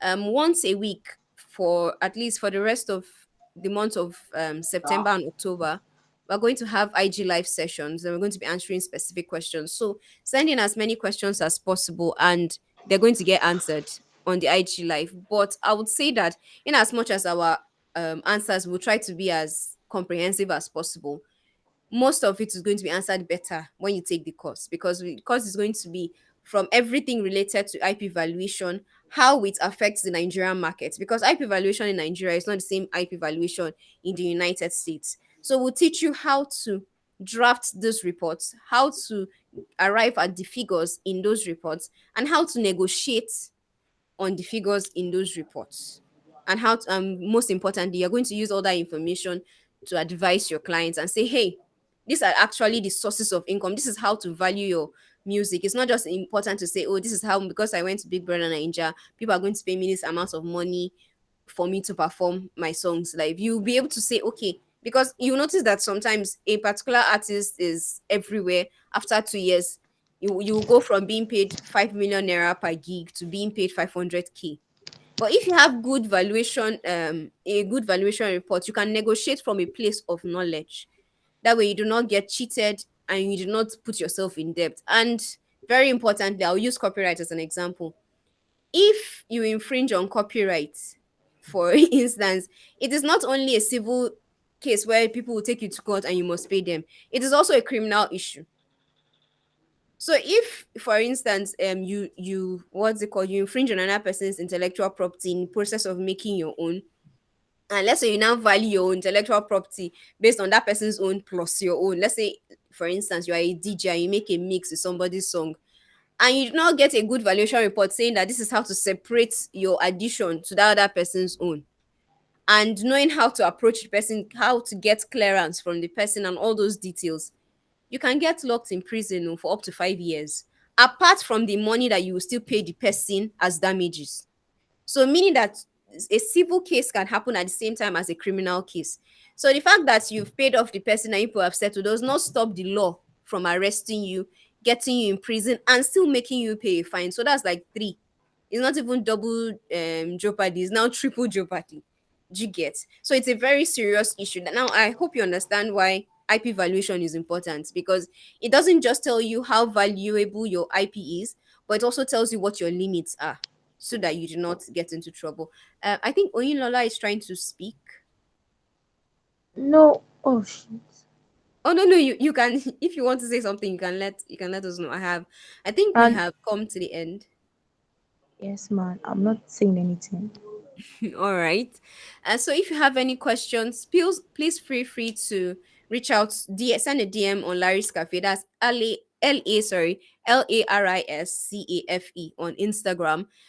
Our email is info@lariscafe.org, info@lariscafe.org. Send us any message, but then again, regardless, we're going to send you an email after this webinar detailing everything that you need to know about a valuation report, how to prepare it, and how to use it. Thank you everybody for coming. Tomorrow there's another webinar. We're going to still discuss everything we've said. We're going to say some extra things in more detail. And tomorrow we're going to be having an investor, someone that has experience investing in films on the call. So please make sure you join tomorrow as well so that you can actually ask questions, not just from the creative side, but also from the investors as well. Thank you, everybody. Please Thank unmute your you. Thank you mic. very much, Larry. Thank you, We ma. learned a lot. Thank you very much for putting up this session. Yes, Thank so you. Thank you. You're welcome. okay. Thank you so much, ma. God bless you. And Very. thank you too. Have a wonderful day, everybody. Wishing you the same. Bye. Bye. Bye. Oh, thank you. Wow. Okay, the call is ending in 4 more minutes. Yeah. Okay.